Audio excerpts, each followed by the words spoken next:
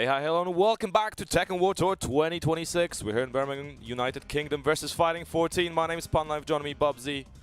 It's going to be a hell of a good time. I mean, if the weekend is anything to go by, the Tekken action has been huge. It's been immense. We've seen upsets. We've seen rising stars. I am so excited to see what's going to happen next, PunLife. How's your weekend been? The amount of hype matches we've had, the amount of upsets we had, the amount of local town we've had on stream, it's all been a magnificent experience. And Versus Fighting always delivers, right? It's our local major, but it's always the highlight of my calendar. So it's amazing to be here, not just to commentate, but also to spectate all these glorious games. And, you know, people having a great time at the same time. I mean, spectating these games, I've had my heart in my throat. I've said it so many times over the weekend. Some of these matches have literally gone down to the wire. I mean, it's happened to word with Ulsan, I think, 2 days ago, and he actually believes that the level globally, everyone's kind of like caught up. Says now you can't go to any kind of region and be like, you know, this is going to be easy, it's going to be free. We've seen, you know, so many of the UK guys are in the top 8. You know, it's going to be really, really hype. I think it is a great time. The level of Tekken at the minute is amazing. 100%. And speaking of the level of the competition, let's look at the master events that have come previously. And we had Evo Japan starting off the calendar for this tour. Hikari taking that one, and in what a fashion as well. Then Combo Breaker getting taken by Farzin, Super Tournament in Korea taken by Mangja, Mix Up 2026 in France by Farzin, also by Farzin. Farzin again, hell of a run this year so far. And of course, Arsenal Nash taking Evo 2026. And we're here Versus Fighting. Don't know who's going to take it yet, but plenty of strong players remaining in that top 8. And we still have CEO, Manila Madness, Evo France, Paradise Game Battle, Punishment, and Tiger Uppercut remaining on the Yes, and alongside those master events, obviously we do have the challenges as well. So, you know, we started off with Brussels Challenge here, with Tetsu being in the ring. You had 3F Lee, Mishima Chain Shift. Then you had Nexus Esports, BAM, Only the Best, Stars Cup, Mooring, Takedown, Ozhadu Nationals, Big Bang Fist, First Attack, Electric Clash, and to round it all off, you know, over in Sweden, we have Head Stompers.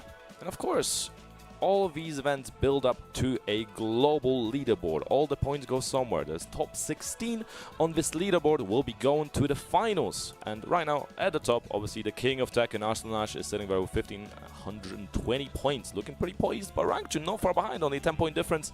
Farzin and Mughal rounding off the top 4, and then Mangja, Moil, Atif Nobi, and Jongding, and Ikari in that top 10. Ikari actually coming down to Versus Fighting, not really getting as many points as maybe he would have liked, but still probably getting a lot of experience that will come in handy. Tetsu, Lowhigh, Keisuke, Ulsan, Havis, Tanvir, Ni in the top 16 so far. So, you know, those are the guaranteed spots as far as we know for the time being.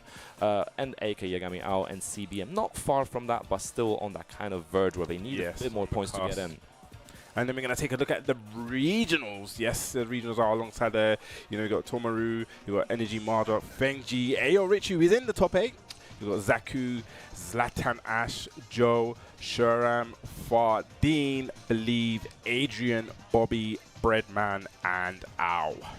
It's great. We talked about it before when we were introducing the show for the last few days, but it's great to see the variety of new blood and also old blood in the regional leaderboard and also on the global leaderboard. It's always a mix. You never know what you're going to get, but it's nice to always see a variety of that new school and old school thinking, especially in a game like Tekken 8. I mean, I'll be talking about it, like the levels, even of some of these new guys coming up. But let's go take a look at the next slide. We're going to go on, and this is what we're all here for, the top 8. Oh my gosh, so many GBRs. I mean, you know, I'm a UK guy, maybe a little bit biased, but we'll see. We got Neon K, which is KRX's Lowhigh. Then we have RR's AyoRichie going up against KRX's Ni. And then down on the loser side, another GBR, we got Kaneandtrench going up against Kkokkoma, you know, who always seems to put in those performances when it really matters. And then the last match in the losers side will be Ulsan going up against, you know, Kanda, one that, you know, he wasn't on my bingo card to make top 8, I'll be honest, but it's great to see, like he said, new talent, new blood rising to these occasions and making these top 8s. Yeah, and for those, you know, you can notice the pattern there. It's all EU versus Korea in every match at the start. Almost all United Kingdom versus Korea. But that's going to be interesting. Are we going to see any breakthroughs from our EU boys, or is Korea going to reign supreme once again? I mean, time will tell. Definitely time will tell on that one. So it's like I said, I think the first match we are gonna get is gonna be AyoRichie versus Knee. There's so many backstories you can talk about. Let's look at Knee, main character Bryan. His best placement this season obviously was before at the start we had Evo Japan. You know, it's currently 16th on the global board, 7-10. So a big result here. I think he was mentioning where would he position if he did win? It was like he'll be in top 4 for sure. I think might even be 3rd position, but definitely getting that guaranteed top 4 for the time being. And of course, he's a returning champion for VSF as well. 2019, been a little while since then, but I wouldn't be surprised if he does it again. Yes, and you see that sets played is going to be 75%. That is a that's a nice little win percentage, you know, I wouldn't mind that. But talking about that, let's go to the next slide. We're going to see AyoRichie. Okay, is that, you guys like AyoRichie?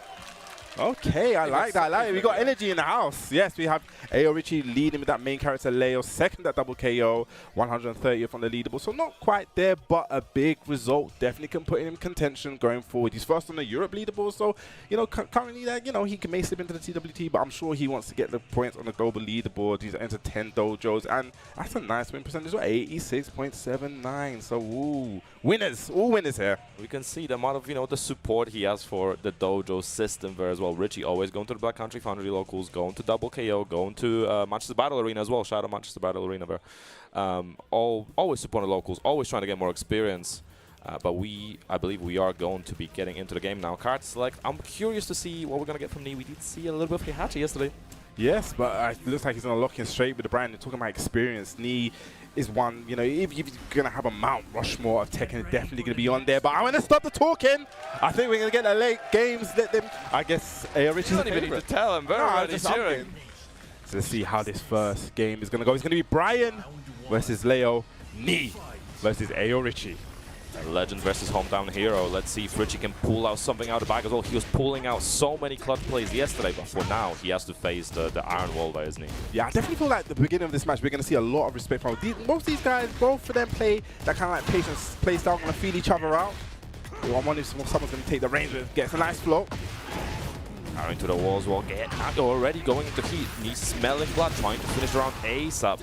Okay, we're going to do lovely step. We're going to get the back 1+2. Going to get the heat engage. Going to get that life back as well. I love the pressure. Spends the heat. Wants to keep the pressure going, but nice side step by Knee. I like immediately 1-2 straight to the mid. Whoa, waifu punishes, but works out for Richie right now. I mean, yes, down 2 plus frames as well. Gets the jab frame punish. Is it enough to go? Yes, it is. Nice. Richie, the sweep working out. I mean, that was a brave punish as well, because Bryan can also keep that going. That slide is hard to see. You know, doing against someone nearly twice your age is going to be not a bad idea to do. Nah, it's going to get a wild standing 4, and that's one of the things in this matchup. Leo can punish quite hard, get the heat engage over the wild standing 4, 1+2. See what he's going to do. Oh, nice confirm from me. Cutting elbow, trying to keep the pressure, but not overcommitting. Has lots of heat in the tank, just tearing Richie down right now. Yes, this is all Knee in a minute, and does have a lot of heat. And you're going to see the heat smash soon. Okay, tries to go for the bump. Nice jab interrupt. And this one thing we've been seeing a lot of these guys using that jab. Okay, heat smash for some mix up. And it's going to get punished. Yes, okay. Brave calling the power crash. Didn't have that much health left. Maybe would have just been able to survive, but still would have been really tough. It's a nice call out from Knee to be kind of patient in that situation. Yeah, Richie's been getting some whiffs as well, especially in the final round. What a interrupt from Knee. Yes, challenging the bot. Here we go. We're going to go to the okay. Taunt set up. Hatchet kick. Going to get punished there. Oh, it's a little bit too slow. Okay, down forward 1-1 string. Yeah, just 1-2-1. Keep it nice and frame tight there. 7 golden letters. Knee looking like he's going to take the first game. He's trying to lock Richie down. So far, he's been so patient and so on point in the whiff punishment against Richie as well. Looking for that Requiem again. Richie might have jabbed him out before, but he's got to be careful because the cannonball is also a threat. Could have been a big punish. Yeah, he gets the 2-2 on the punish. Okay, just really whittling him down to step by 1,000 cuts plus frames. Nice block and nice punish. Just gets a single jab. Okay, opposite going to heat. Let's keep that pressure going. Nice moving from Richie, getting away from the danger. Oh, a big counter on the forward 3. Yes, where are we going to go? We're going to take the floor. Yes, he does. We're going to go to lava. And that's one thing I've noticed about Knee this weekend. He seems to go into heat after his opponent goes into heat, but it doesn't matter. A little bit of a drop in a combo, a lovely set, and that is a Season 3 change. Yeah, the change actually working against Knee, but would have been so much more. Came in for the block 2, tried to get a big launch. I'm taking Richie overcommitting, spending the stack. No more snake eyes for Knee, 10 seconds to go. Richie at a live lead right now. Has rage available on both sides. Great help as well on the counter and the pickup. That's the execution maestro right there. I mean, AyoRichie and his execution, we've seen it. Optimizing the combos. Just using that back free plus. Probably trying to bait out a Kaneandtrench, but no, that is not what he went. Probably an executioner there. Gets jet upwards for his problems. There's going to be a chance spending the snake as for the extra damage. A toe kick. Nice. Did he step? I thought he may have stepped out, but no. A single jab, pushing it back with the cannonball straight. AyoRichie needs to fight away from this wall. Does have heat as well available. We're going to see it be a spent. Nice interrupt. Goes under the Bok 2, reigns supreme. I like it. I like the position. He's gone for that so many times. Hasn't worked out. Gets to the wall. We're going to get a big combo. Gets a flip over. What is it? Heat is still available. Nice. Oh, stop. Doesn't get anything for it, but nice punish from AyoRichie, taking the first game. Damn, that definitely woke the crowd up there. Lovely with punish with the 4-2-4 string. Had the install, so was able to get the damage. You see him nodding his head as well. He's made a tweet. It's coming home. Is it coming home, guys? Definitely the crowd's favorite there. Yeah, the AyoRichie chants going on. Let's go, Richie. Amazing. Love again using that back 3+1. Lovely, lovely. Gets a counter hit with the down 4-2. This is definitely going to the wall. It's a little bit too much wall carry. Still, and oh, going under. Ooh, slippery. That's a lucky evade. Another sweep. He's 3-for-3 with those. Yes, but one thing I'm noticed about Lee, sometimes he loses the battle to win the wall. He lets those sweeps roll. It doesn't even matter. Down 4, taking it.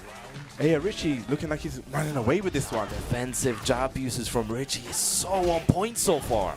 Nice block. 3+4 gets a big counter hit. This is definitely going to go to the wall. Bryan, one of the specialists, but too much wall carry. Didn't know where the wall was.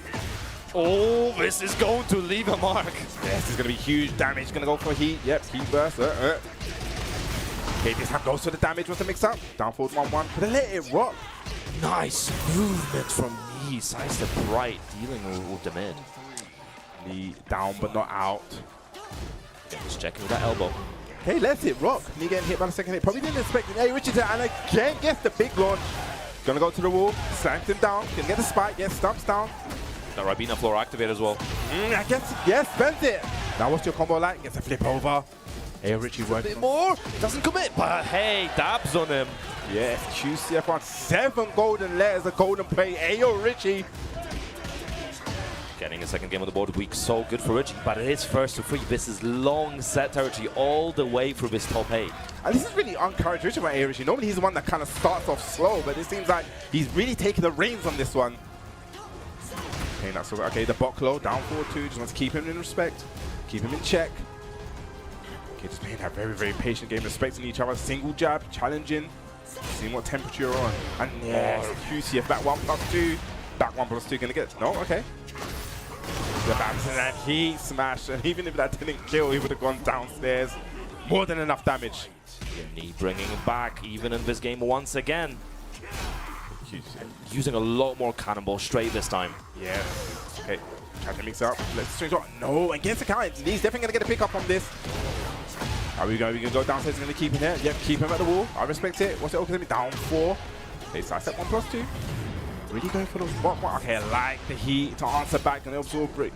Oh, good movement. Doesn't get anything for it. Oh, what a whiff punish. Oh, the way downstairs. 55 damage combo starter. I think this may be the round, especially if he gets to the wall. Yeah, this is gonna be the round. Yes, Snake has enough to kill. We're even in games.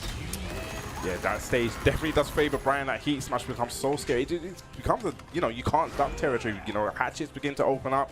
In that situation, it's so scary to duck. Gets caught as a whiff punish though. Go downstairs, huge, huge damage. But AyoRichie, just looking at, I like to look at people's facial expressions. He does not seem phased at all.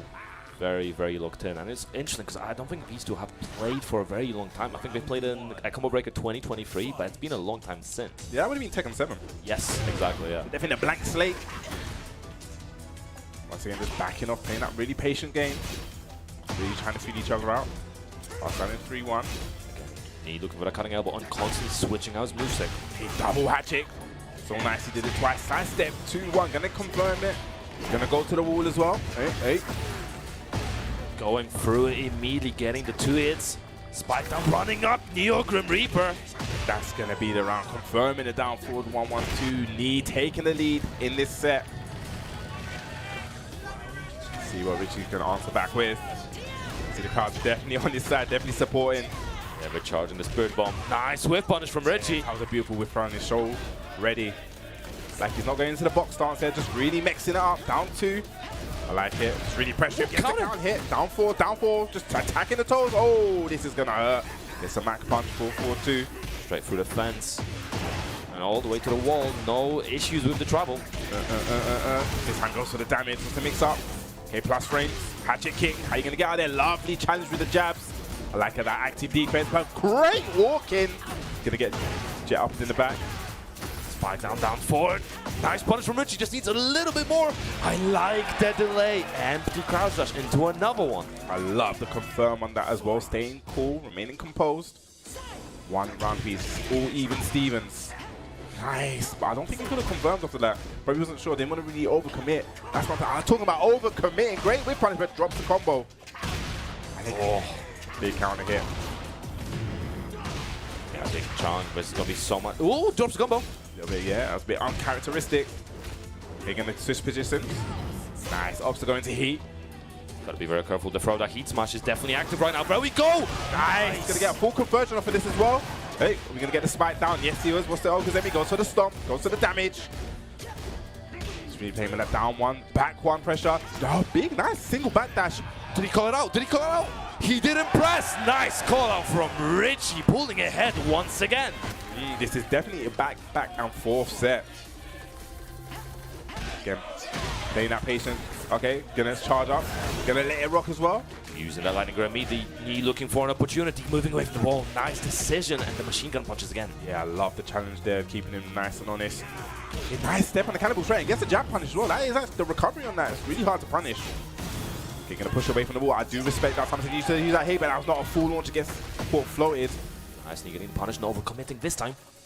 Like you're just playing that patient game right now. No one wants to overcommit. But talking about overcommit, big counter here. Cannibal straight for your troubles. Definitely going to go to the wall here. This is where Bryan excels. This is where Bryan is very dangerous. Combo again.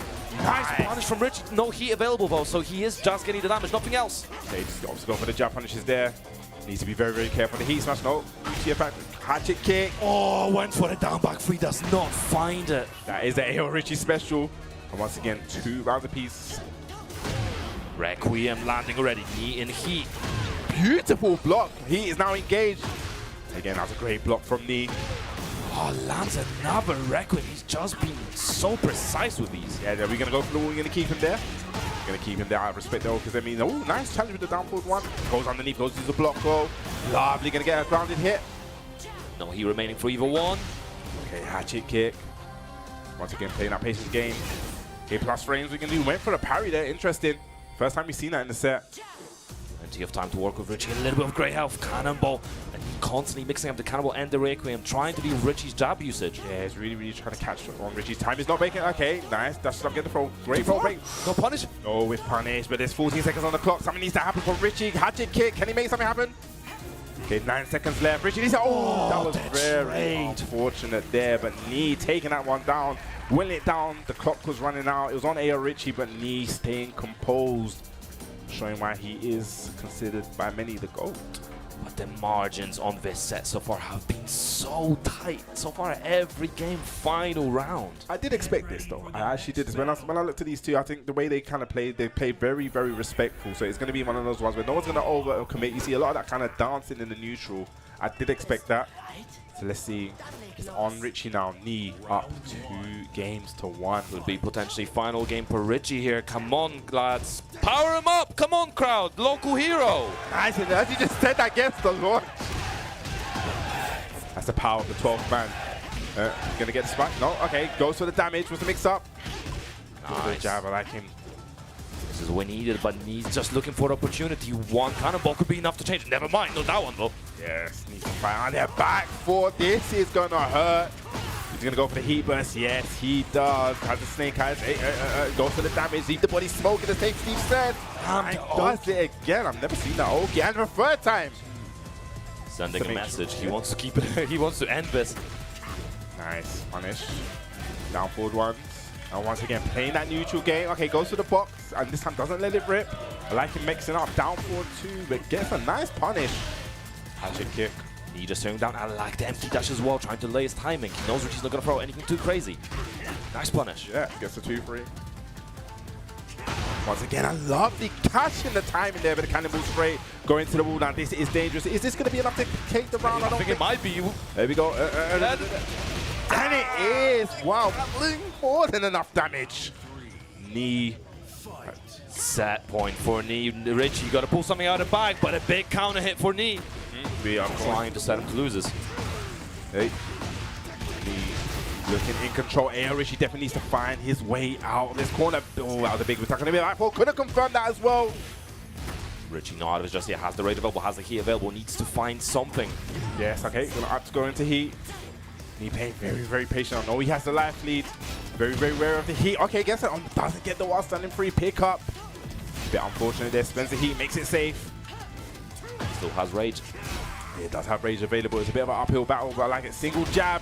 Uses the bot clone. Nice catches him stepping. Goes to the low again. Good break. Crucial break. Nice! Good call out from Richie. Still alive in this one, but Knee remaining on that set point. And I really like the use of the throw there because he probably expected Knee to go into heat. So just showing that he's aware of the meter. Hatchet kick. Another Requiem. That move is so good. I like that move. Richie gotta be so careful. I noticed he's no longer jabbing as much as he used to because the threat of that cannon will be so great. I mean, it's a deadly move. Gonna get the punish for that? Yes, he is. Once again, just paying on that neutral. Oh, a little bit slow, not the punish, and gets that Sabuto kick. This is gonna be huge damage as well. Not in the position that AyoRichie wants to be in, backed against the wall. Key available, Snake Eyes available. Big damage, plus frames. How are you gonna get on out of there, Richie? Nice back one tracking. Richie's still alive. He available. Knee step, but gets caught. Ooh, I thought that was going to be a clean step. He spends it, pushes himself away from the wall, goes to the bot low. Time ticking, but Richie's still from behind, and this is quite behind right now. Yes.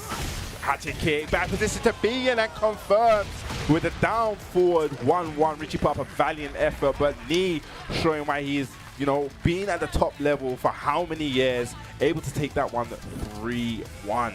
His timing on the cannonball straight was so insane. The success rate and the way he started using it to just deter Richie from keeping him out, keeping out the Requiem, just absolutely insane. Just another level entirely. I mean, I think you just took the words out of my mouth. It is definitely another level. But like you said, this was a winner's side, so Richie not out of his just yet. He's going to drop into the loser side. Knee moving on to that winner's final. And what a way to start. I mean, I'm already feeling it myself already. I can feel it in my gut, my abs. I'm like, ugh. I was stressing as well, man. That bang of a match, and just the way Richie was playing, you know, he's definitely come turned up and prepared for the top 8. Obviously, didn't quite manage to close it out this time, but was playing so well, and was changing up his strategy as well as the set went on. So he wasn't just, you know, getting completely countered by Knee. Yes. So let's just take a little butchers at the bracket. Take a little look. See how we're looking. As we just saw there, we had AyoRichie losing against Knee 3-1. So Knee making it through to the winners final. He's got AyoRichie dropping down. Next winners match, we got Neon K versus Lowhigh. That's going to be a definitely interesting one. Then we got in the loser side, we got Kaneandtrench going up against Kkokkoma with Ulsan and Kanda rounding this one out. But yeah, we're going to go to the losers round for a little bit as we're waiting for one of the players in the winner's side. So we're going to have Kaneandtrench versus Kkokkoma. Let's talk about Kaneandtrench. Obviously, yes. A player that's been around for a long time, tag 2 days. Again, another UK hero. Super strong, coming off of a win at Only the Best. Yes. And also ETC4 finals as well. One thing about Kane that I don't think people really realize is he's actually very consistent. It seems like every tournament he actually arrives at, this guy always places within the top 8. And even, I think before the tournament started, I said to him, Kane, top 8? He's like, no, that's the mission, that's the plan. I'm like, yeah, say no more. But talking about saying no more, let's take a look at his opponent who's going to be going up against. It's going to be none other than Kkokkoma. I mean, Kkokkoma is one of those ones I always say that he kind of like, he's been underperforming, all right, for I believe the season. He had that great placement at DreamHack. He came fourth. He's just missing out on EWC qualification by a slither, losing to K-Skate. But it just seems like Kkokkoma shows up when the pressure is at its most high. I mean, we saw it last year. He qualified through the LCQ, and I feel like now it's getting to the time where, you know, there's not that much points available. You know, LCQ is happening next week, I feel that this is going to be a very, very dangerous Kkokkoma. It's like a cage animal, you know. When they're backed against the wall, this is going to excel. I mean, with Kkokkoma, honestly, he's had some okay placements outside of the DreamHack Atlanta, mainly last year. So there could potentially be a few more things he could achieve. But also the thing with Kkokkoma to highlight, I think, is the fact that he's a former VSF runner-up. He's had a third place at VSF as well. So a runner-up in 2018, third place in 2024, and also 4 times top 8 at VSF. So it feels like every time he comes to VSF, he does really, really good, and he's made another one this year. And the thing about Kkokkoma is that it seems, so if you notice, when he's come to Europe, he's played against many Yoshimitsu, mainly Sin, and it seems to kind of be like his, I want to say a little bit of a mental, but obviously he kind of overcame it this time, but it seems to be maybe, is this a proper character for him when it comes to Europe? A bit of a kryptonite, the European Yoshi. Yes, definitely, and Kaneandtrench definitely one of the strongest Yoshimitsu. I mean, Kaneandtrench, when the game first launched out, and everyone was kind of streaming, everyone was kind of like developing and looking and seeing and making tech, he actually made Yoshimitsu. I was like, oh, the way he's kind of playing Yoshimitsu was like, all right, cool. This character is something that I'm kind of interested in. Obviously, he got the spit shine. He is definitely very, very good, but at the same time, doesn't matter how good your character is, sometimes it also depends on the pilot. Not everyone can just pick up a character and just run straight to the moon with it. No, it just needs a good pilot. I think Kaneandtrench, one of the things that I love about Kaneandtrench also is that he's very, very positive in the way that, even when some of the changes, I never forget when they made the Flash changes, everyone was like, oh, Flash doesn't launch in normal. He was like, it doesn't matter, and he's able to adapt to the changes. Like, okay, well, I get this, the back 2-2, and obviously at the beginning of the game, we didn't know how strong Heat would be, but he was like, he kind of saw it, he took it for what it was, and ran with that kind of strength. Yeah, absolutely rolls with the punches, adapts all the time, labs all the time. We said yesterday, he's just a massive nerd. he loves labbing, he loves getting stronger. I think his attitude to the game is some of the best attitude I've seen and overall in the scene. And it's going to be very interesting to see how he approaches the matchup against Kkokkoma. Obviously, Kkokkoma probably a little bit annoyed about the way he lost yesterday, but still very much staying strong, trying to get stronger, and probably preparing at the same time for the EWC LCQ, which is just around the corner. Definitely just around the corner. Talking about Kaneandtrench, it's kind of interesting. You made a point about him. He labs a lot.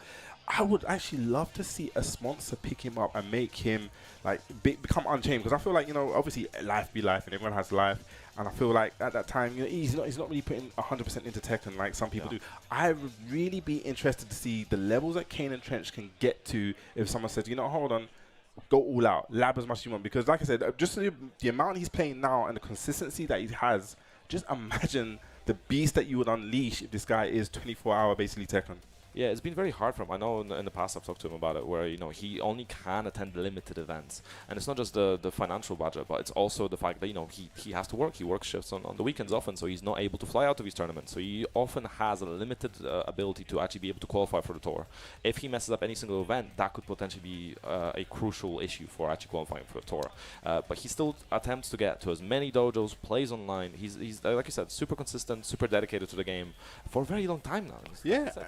He's talking about even going to the tour. I think I put it down, he's like 22nd. So he's just teetering outside. I know you said the top 16 with the leader was the top. He's just kind of teetering outside.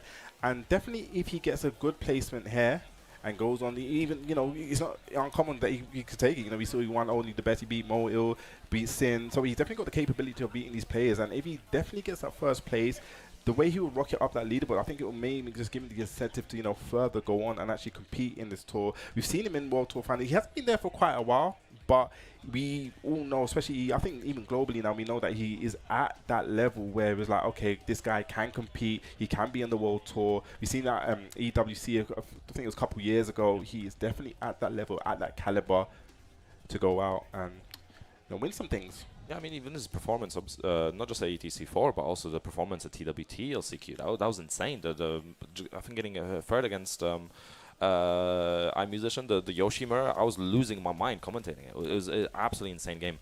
But we are going to get a rock, paper, scissors between the two.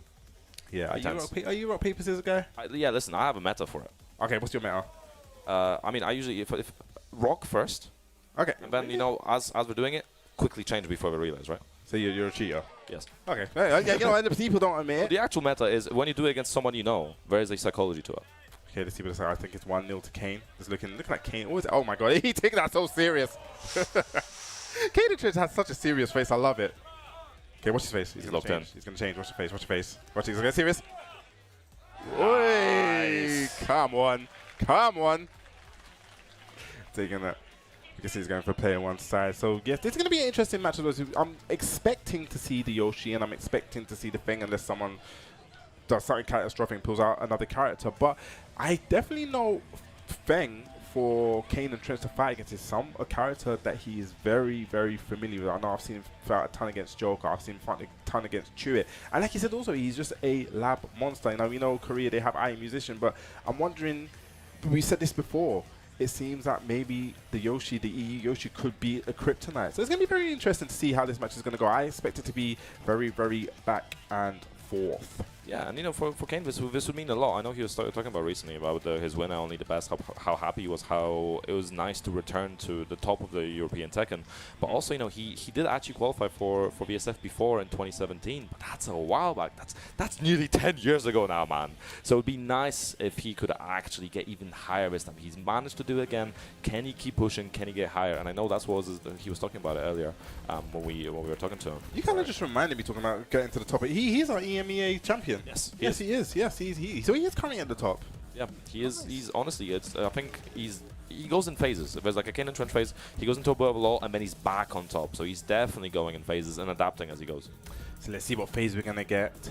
Kaneandtrench looking very, very composed. And I was speaking to him just a little bit just before the match. I didn't want to ask, because I know when people are in that kind of mode, you just want to ask one or two questions. I want to like overcrowd him, like, yo, what are you gonna do in this match? How you gonna feel about this? I was like, you know, how you feeling? Good. You gonna do well? Yeah. Say no more Kaneandtrench. He's definitely ready. And he's been in this situation before, you know, like you said, he's a veteran. He's been here since Tag 2. He's been at this kind of top level. So he's no stranger to being at this stage, no stranger to being the top 8, no stranger to being in these master pressure situations. So let's see how he's going to handle it. Yeah, this is loser's side, so no room for errors. Still first to free territory. Yes, I'm glad you mentioned that. Yes, one of these guys will unfortunately be going home. Will it be Kaneandtrench or will it be Kkokkoma? Okay, he's putting the headphones on. I thought he went to feel the crowd, you know, UK guy. Maybe. Who knows? Anyway, let's get into it. Kaneandtrench versus Kkokkoma. Can we get a little bit of noise from the crowd, please? I love that. That's a lot of noise. How pleasant. I know sometimes in Britain we're too polite. We need to be less polite. Really make some noise. Yeah, I'll cuss them out later, don't worry. Okay, I like it. And that's one thing that Kaneandtrench has been really good at this weekend, using that full count sweep, actually catching a lot of counter hit. Using it as a good keep out tool, but obviously very dangerous. Is not punishable, but gets a forward 1+2, pushes towards the wall. Kkokkoma staying very patient, and this is something we've been seeing. He's been playing so passive, and I want to see if there's going to be a downfall against Kaneandtrench and how Kaneandtrench adapts to that. Yeah, but I'm also noticed over Kkokkoma for the weekend. So yeah, he has that passive kind of play style, but he's able to kind of like match his speed, and just like that, blocks the QCF1, goes to the unblockable. Giving him the Croydon special. Hey, don't disrespect my Croydon. Don't disrespect it. We go down forward 1. Okay, just goes for the jab. No, there is an extension after that, so just going for the down forward 1. Not really attempting to punish. Yeah, that mind game's definitely going to come in play later, though. It's going to be super important this set. I mean, it's the first of 3 sets. We're going to see it build up. Going for that sneaky breath. Nice, and I just said it before. He's been very, very good at catching that counter hit timing. There we go. This is where Kaneandtrench gets really, really dangerous with the Okazemi. Yoshimitsu is very, very dangerous with Okazemi. And another one. The shank out. Nice. Okay, running free. Just wants to get out of there. And look at the position change. Just like that, Kaneandtrench is backed against the wall. Nice stock on the throw. Still has the available. Spending it for the heat smash was the answer from Kkokkoma. Staying patient. Yeah, that is not plus frame. So Kkokkoma realizing that. And I don't. Is he going to go for the rage out? Are you going to go to the wall? Okay. No, it's going to be a very, very bad situation for Kaneandtrench to be in. The backdash. And I mean, in that kind of situation with the time there, Kkokkoma weighing out, like that's probably the thing he's going to go for, the thing that's going to get him the win. Using those backdashes, great play. Nice running free as well to deal with the back camp from Kkokkoma. Sidestep one. Ooh, okay, sweet bang, that was a punish. Okay, back four again. Small counter hit, Kkokkoma. The landslide low as well, doing a chunk of damage. Again, once again, trying to catch counter hit with that full count sweep. I love the little positioning from Kaneandtrench. Gets the wall splat. Okay, catches him teching. This is where Yoshimitsu gets very, very dangerous wind conditions and definitely going to get a punish. Probably went to try and get a wall splat, but it doesn't matter. Kaneandtrench looking to take the first game. Pulling ahead. Kkokkoma, nice down forward. Free though, calling out Kaneandtrench. Just catches him right in the jaw. Gonna go for the shoulder, goes for the damage. I like it. No dunk on a second hit. Very uncharacteristic. Looks like he might have stepped by accident and got on call. Maybe he tried to press down and got a side step, yeah. Ooh, that was very, very unfortunate there. had the right read but the wrong position. But this time, catches it down for 2. Can't hit. Xiaoyu stepping in. It's going to be rage damage as well. Where's that wall? We're going to get to the wall. Activating the heat, recovering more health. The chip damage potentially after this sequence could be scary for Kkokkoma. Gets another splat. Forget the chip damage. He's taking the real health. Here we go. Here we go. Okay, this time stays grounded.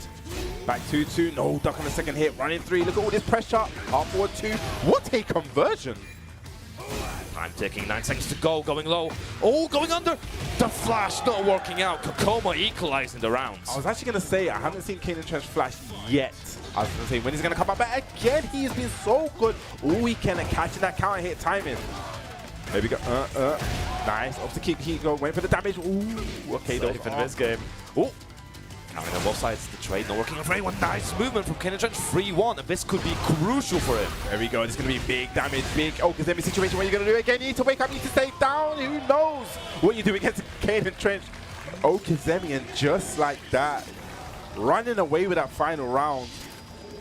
Extremely dominant round from Kaneandtrench. And he's now, you know, mixing up his Oki opportunities as well. He's not going for the same thing. He did notice Kkokkoma is now staying down, so he's not standing up into the spinning wrist blade. So he's now going to have to change it up. But then, you know, other opportunities open up. The flip over or other. I mean, Yoshi has so much. I mean, it's where he's most scary. I think Marshall Mom always talks about win conditions, and it is so true. The win condition there is get you to the wall, pop some heat, and then, you know, run that Okazemi train. I like someone in the crowd goes shouting like Feng. Yeah, we need more of that actually. I think it started at the beginning of the game that people kind of dropped off. Yeah. Just using that down 2, single hits. Yeah, starting with small again. Nothing big. Nice counter hit timing clutch again from Kaneandtrench.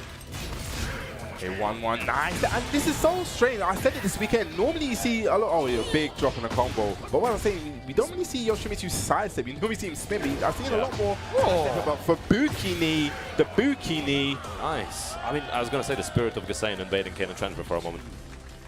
Ooh. Nice running free. Whoa! Another counter hit. A little bit of deja vu. Doing it twice. Going to get to that wall. We're talking about this win condition. This is where it gets very, very scary. Nice counter confirmed from Kkokkoma. It looks like Kokkoma's kind of turning the heat up a little bit. And again, a lovely sidestep.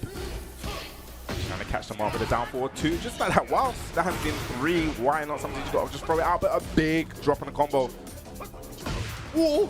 Yeah, he was in a crouching state, so that's not going to work. He needs to do a hop knee in that situation.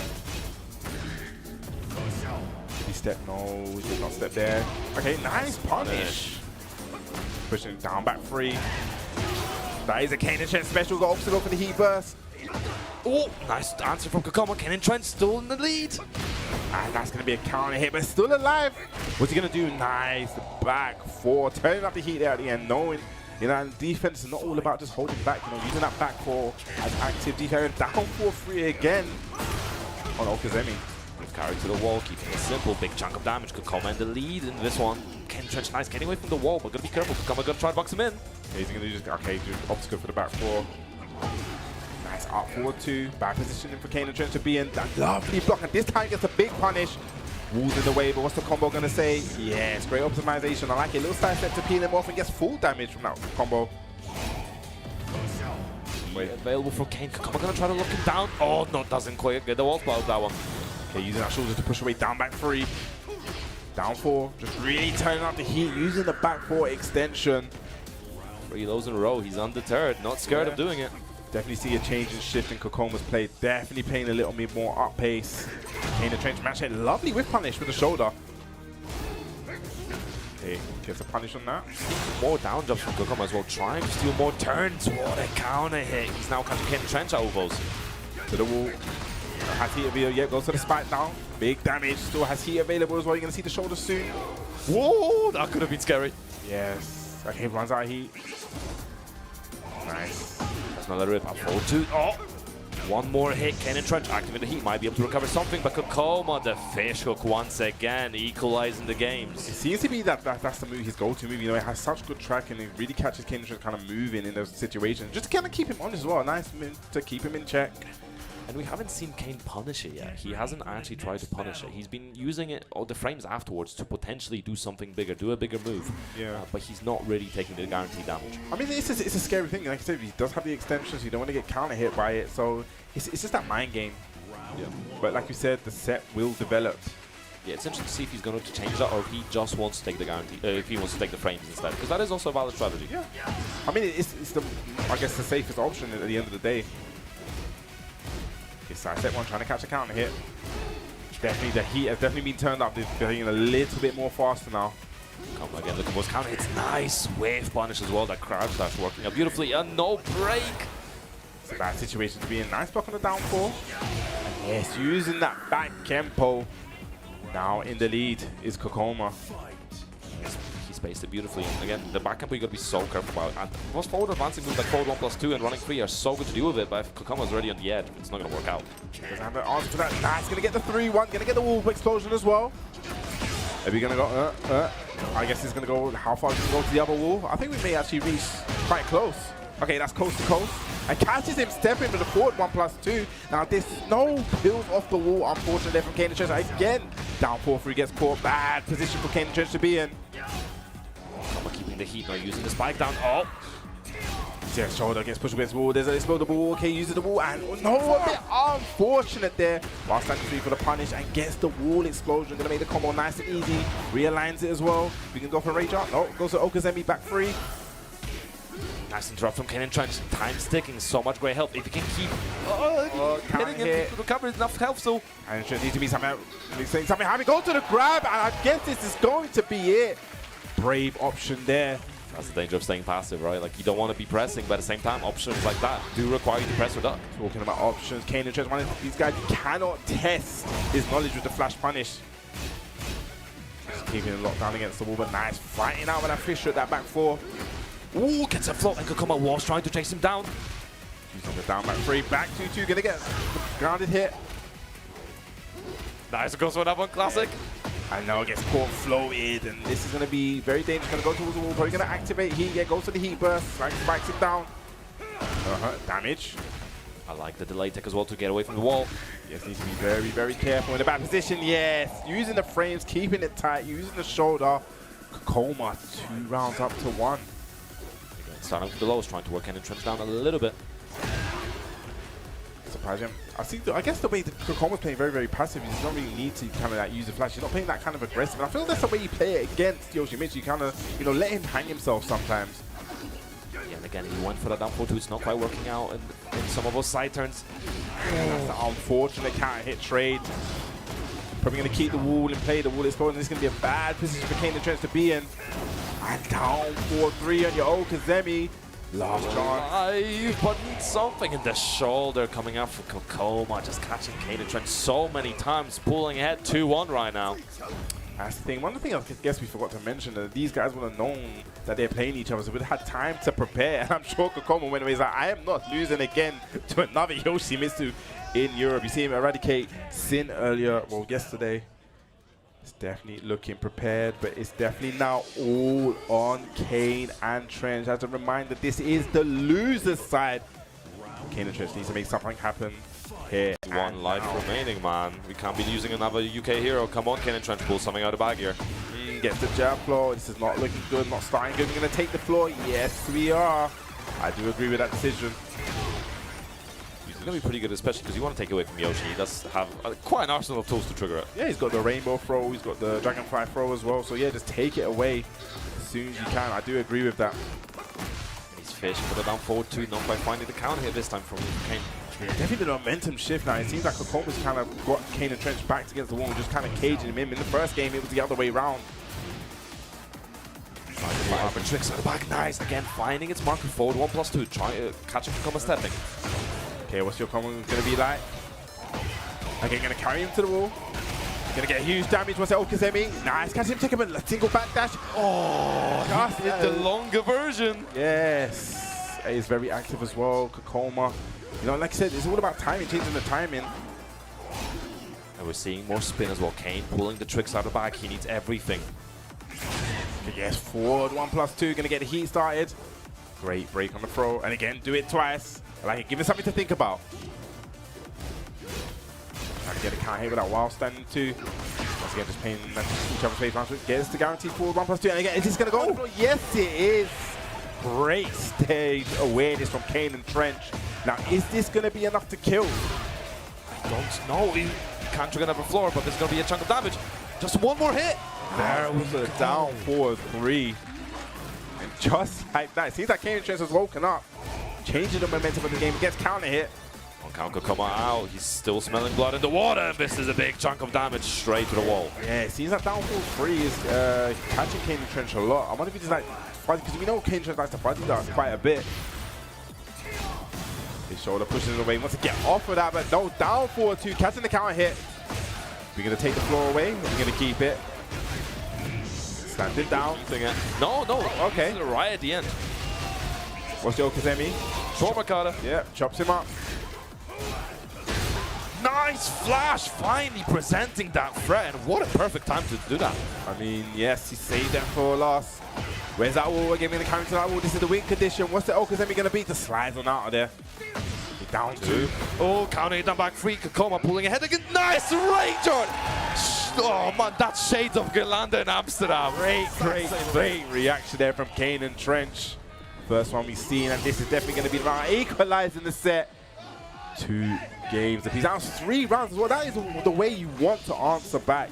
You know, just completely taking them in them 3 rounds going into the final game. This is one that I expected also to be a back and forth. Definitely woke the crowd up as well.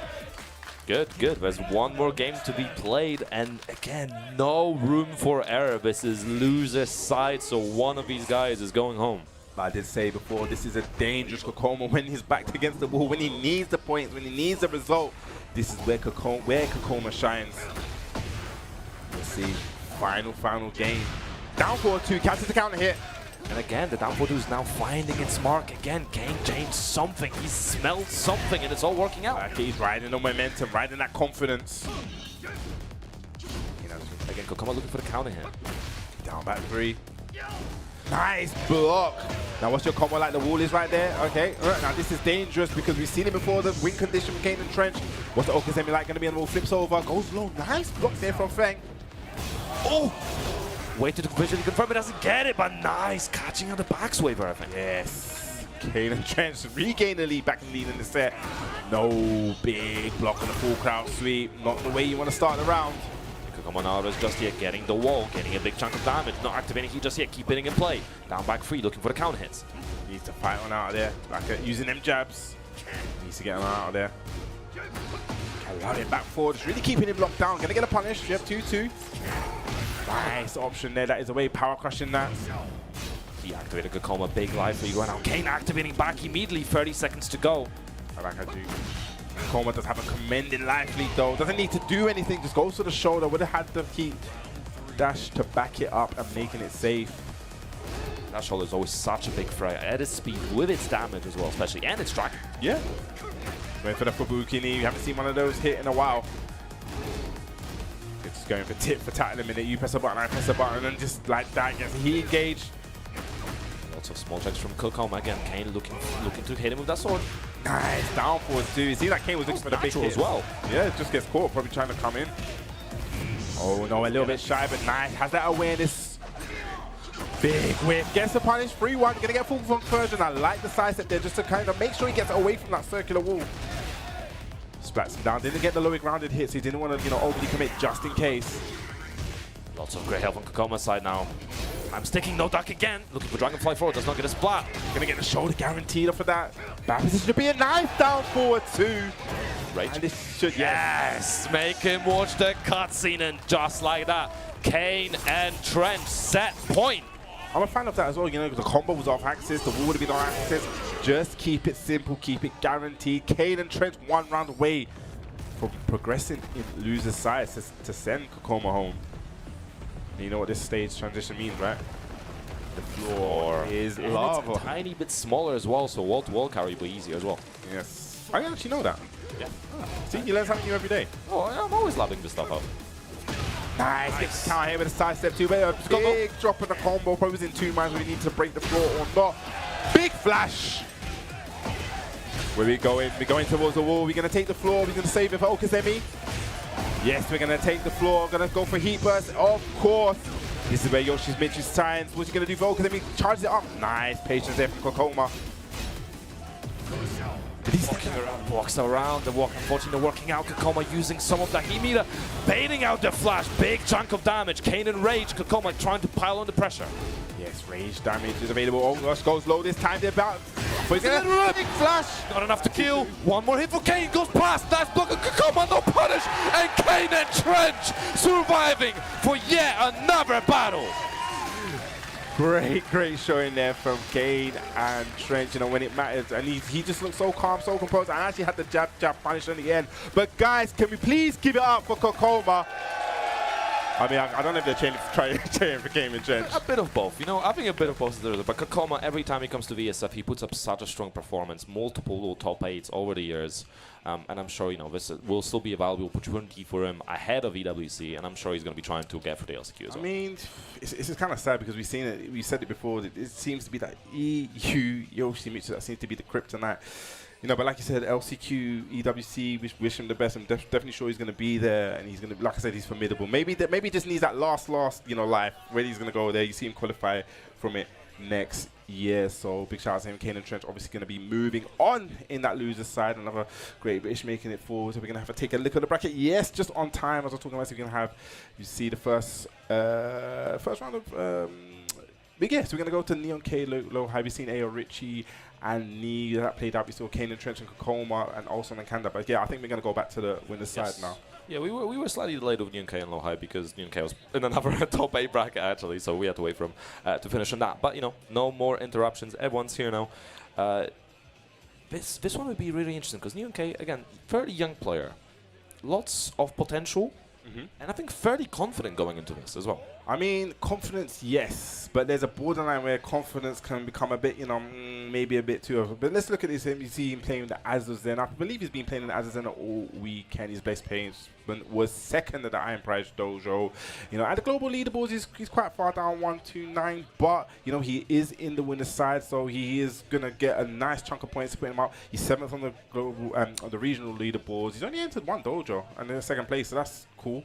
And you know, 65% win rate. He did have a really good performance as well at EMEA Tech Cup Finals, actually winning the LCQ, getting 3rd in the finals themselves, so it was really good. But of course, on the other side, the man, the legend himself, and I think really the favorite to potentially win this event. I mean, definitely speaking with people amongst the weekend, definitely looking like the strongest guy. And then why not? It makes sense. He is our current TWT champion for a reason, right? So you see, he's going to be been playing the Bryan all weekend. He had his best play from this year, 3rd at EVO. I mean, that is a gauntlet in itself, and that is a achievement in itself. Global leaderboard is 12th, so definitely going to get a nice chunk of points there.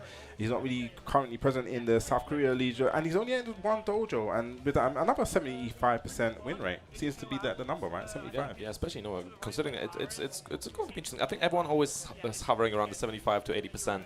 If you're beyond that, then it's usually really impressive. So, you know, it's definitely an indicator. But yeah, Lowhigh also runner-up in 2019 versus fighting. So again, familiar with the tournament, been here before, been in this position. Actually, I think the year where he was a runner-up, he lost to Knee, so we could potentially get the run back. Yes. I mean, talking about confidence earlier, and one of the things I'm kind of, like I said, it can come borderline. I know he's confident against Bryan, right? Because, you know, we have some competent Bryans in the UK, but it's like, this is another beast, right? This guy is your TWT 2025 champion for a reason, and you know that Lowhigh would have went back to the hotel last night, watched the replays, studied Neon K, but I'm just hoping that Neon K done the same. Who knows? We'll see. Yeah, another episode of Korea versus United Kingdom. I mean, I reckon so far it's 1-1. Let's see how he's going to go. Nice. And using that jab. Now, one thing that Lowhigh is really good at doing is matching your pace. And sometimes you'll play very aggressive, but we've seen him actually have that defensive side as well. And he's also been playing this kind of unique style where he'll just kind of stop in front of you and see what you're doing. Good awareness from him already. Ducking the strings, making sure the Neon K feels threatened.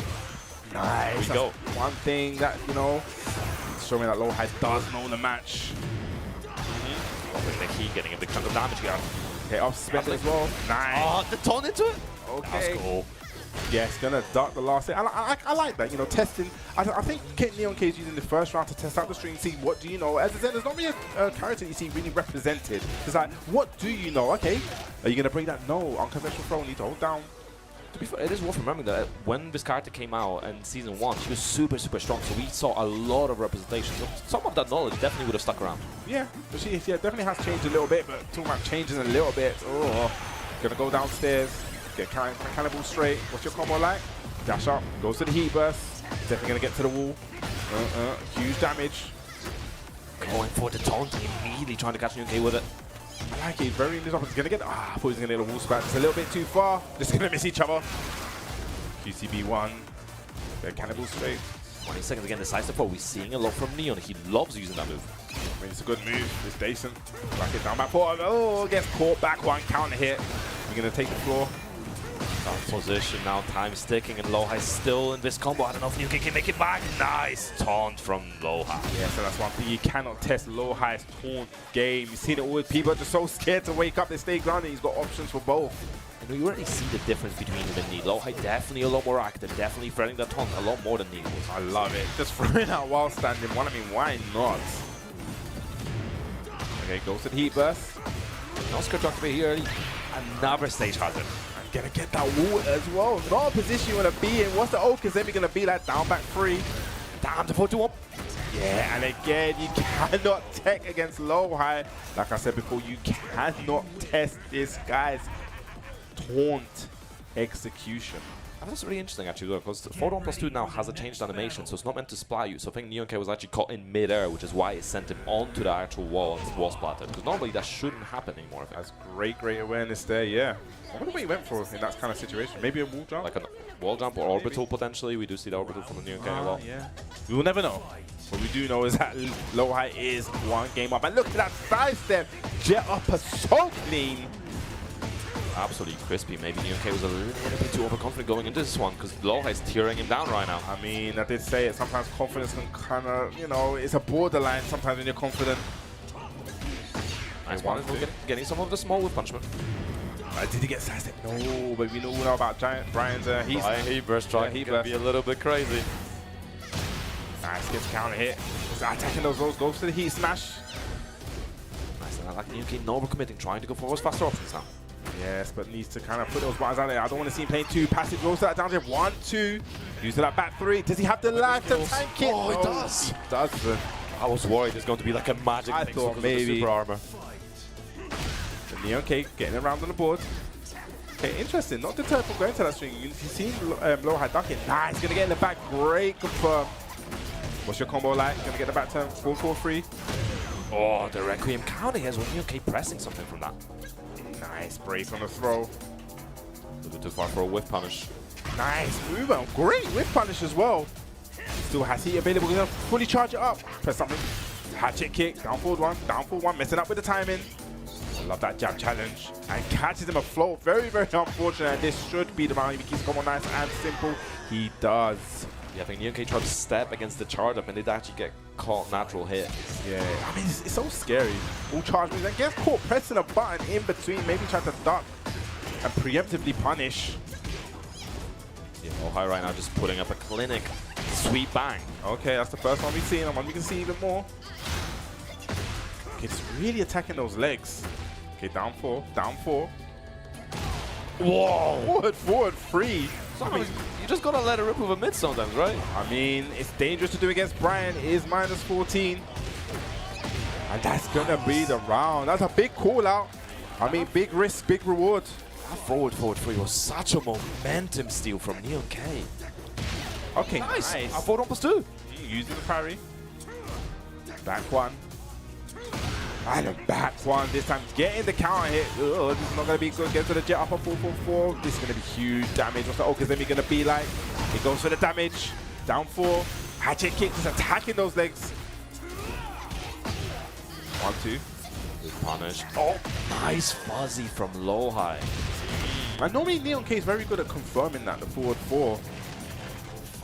Probably a little bit of nerves, a little bit, you know, uncomfortable. Nice sidestep left duck, beating the 1+2.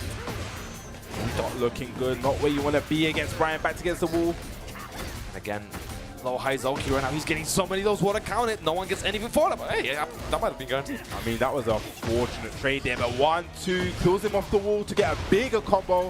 A little bit of a side step right now to probably get back to the wall. Lovely conversion.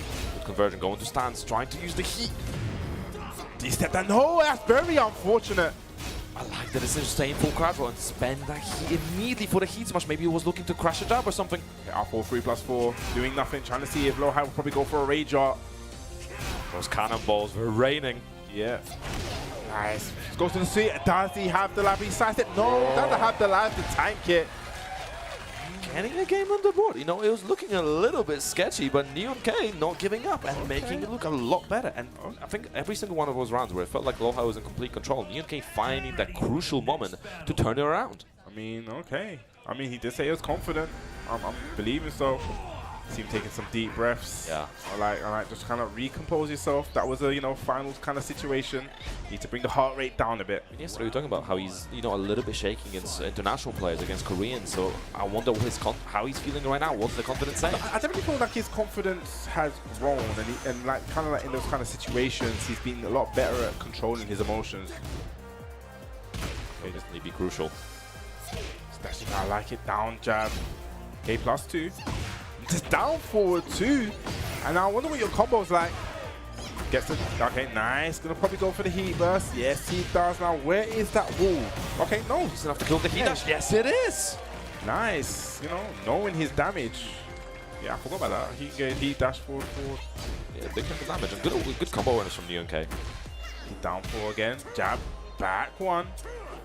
Nice movement. Step. Great punish as well. Not getting a huge low, but damage is damage, and it's all going to stack up. And Neon K trying to play with the health lead. Oh, and this is what you have to be careful about. I said it before, it was a huge risk in the last round. It did work out, but Bryan does have that jet up off of that. A combo drop from Lowhigh now costing him a counter here. Neon K again pulling ahead. Nice, uses the heat smash. Now, oh, great read. Duck while standing 1. Also has the heat available, going to extend the combo. Yes, he does. Go straight for the rage art. Now, this should be the round. I am more than certain. I don't like calling out these rage arts, but with that kind of life left, I don't expect anything but a KO. Yeah, and Lowhigh is really calling out. He noticed the Neon K. He's trying to go for safer options from Libertador, going for the high. Massive call out. He's been so on point, dunking the highs from Azucena. Yep.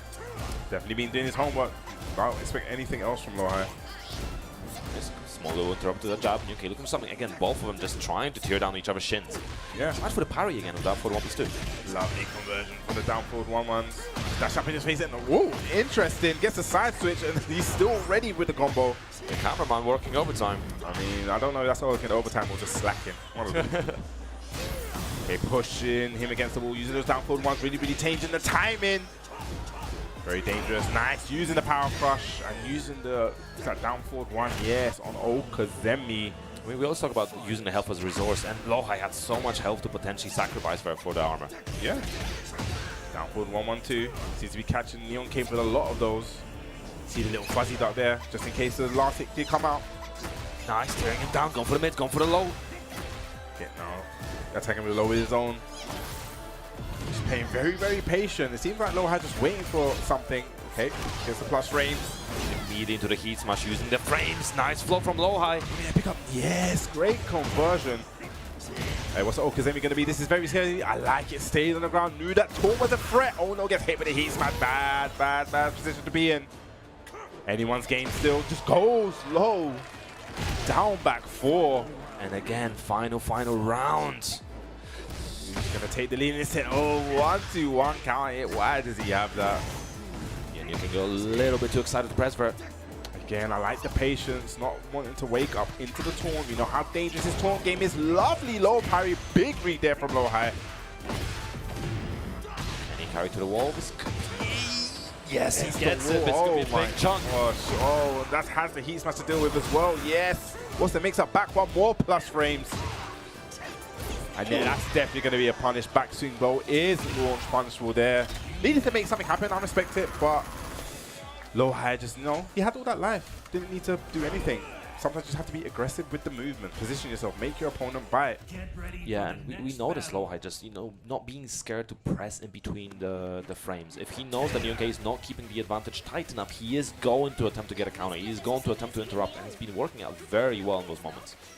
Very, very dangerous stage, as Tasty would say, with the bad guys hang out. Evil arena.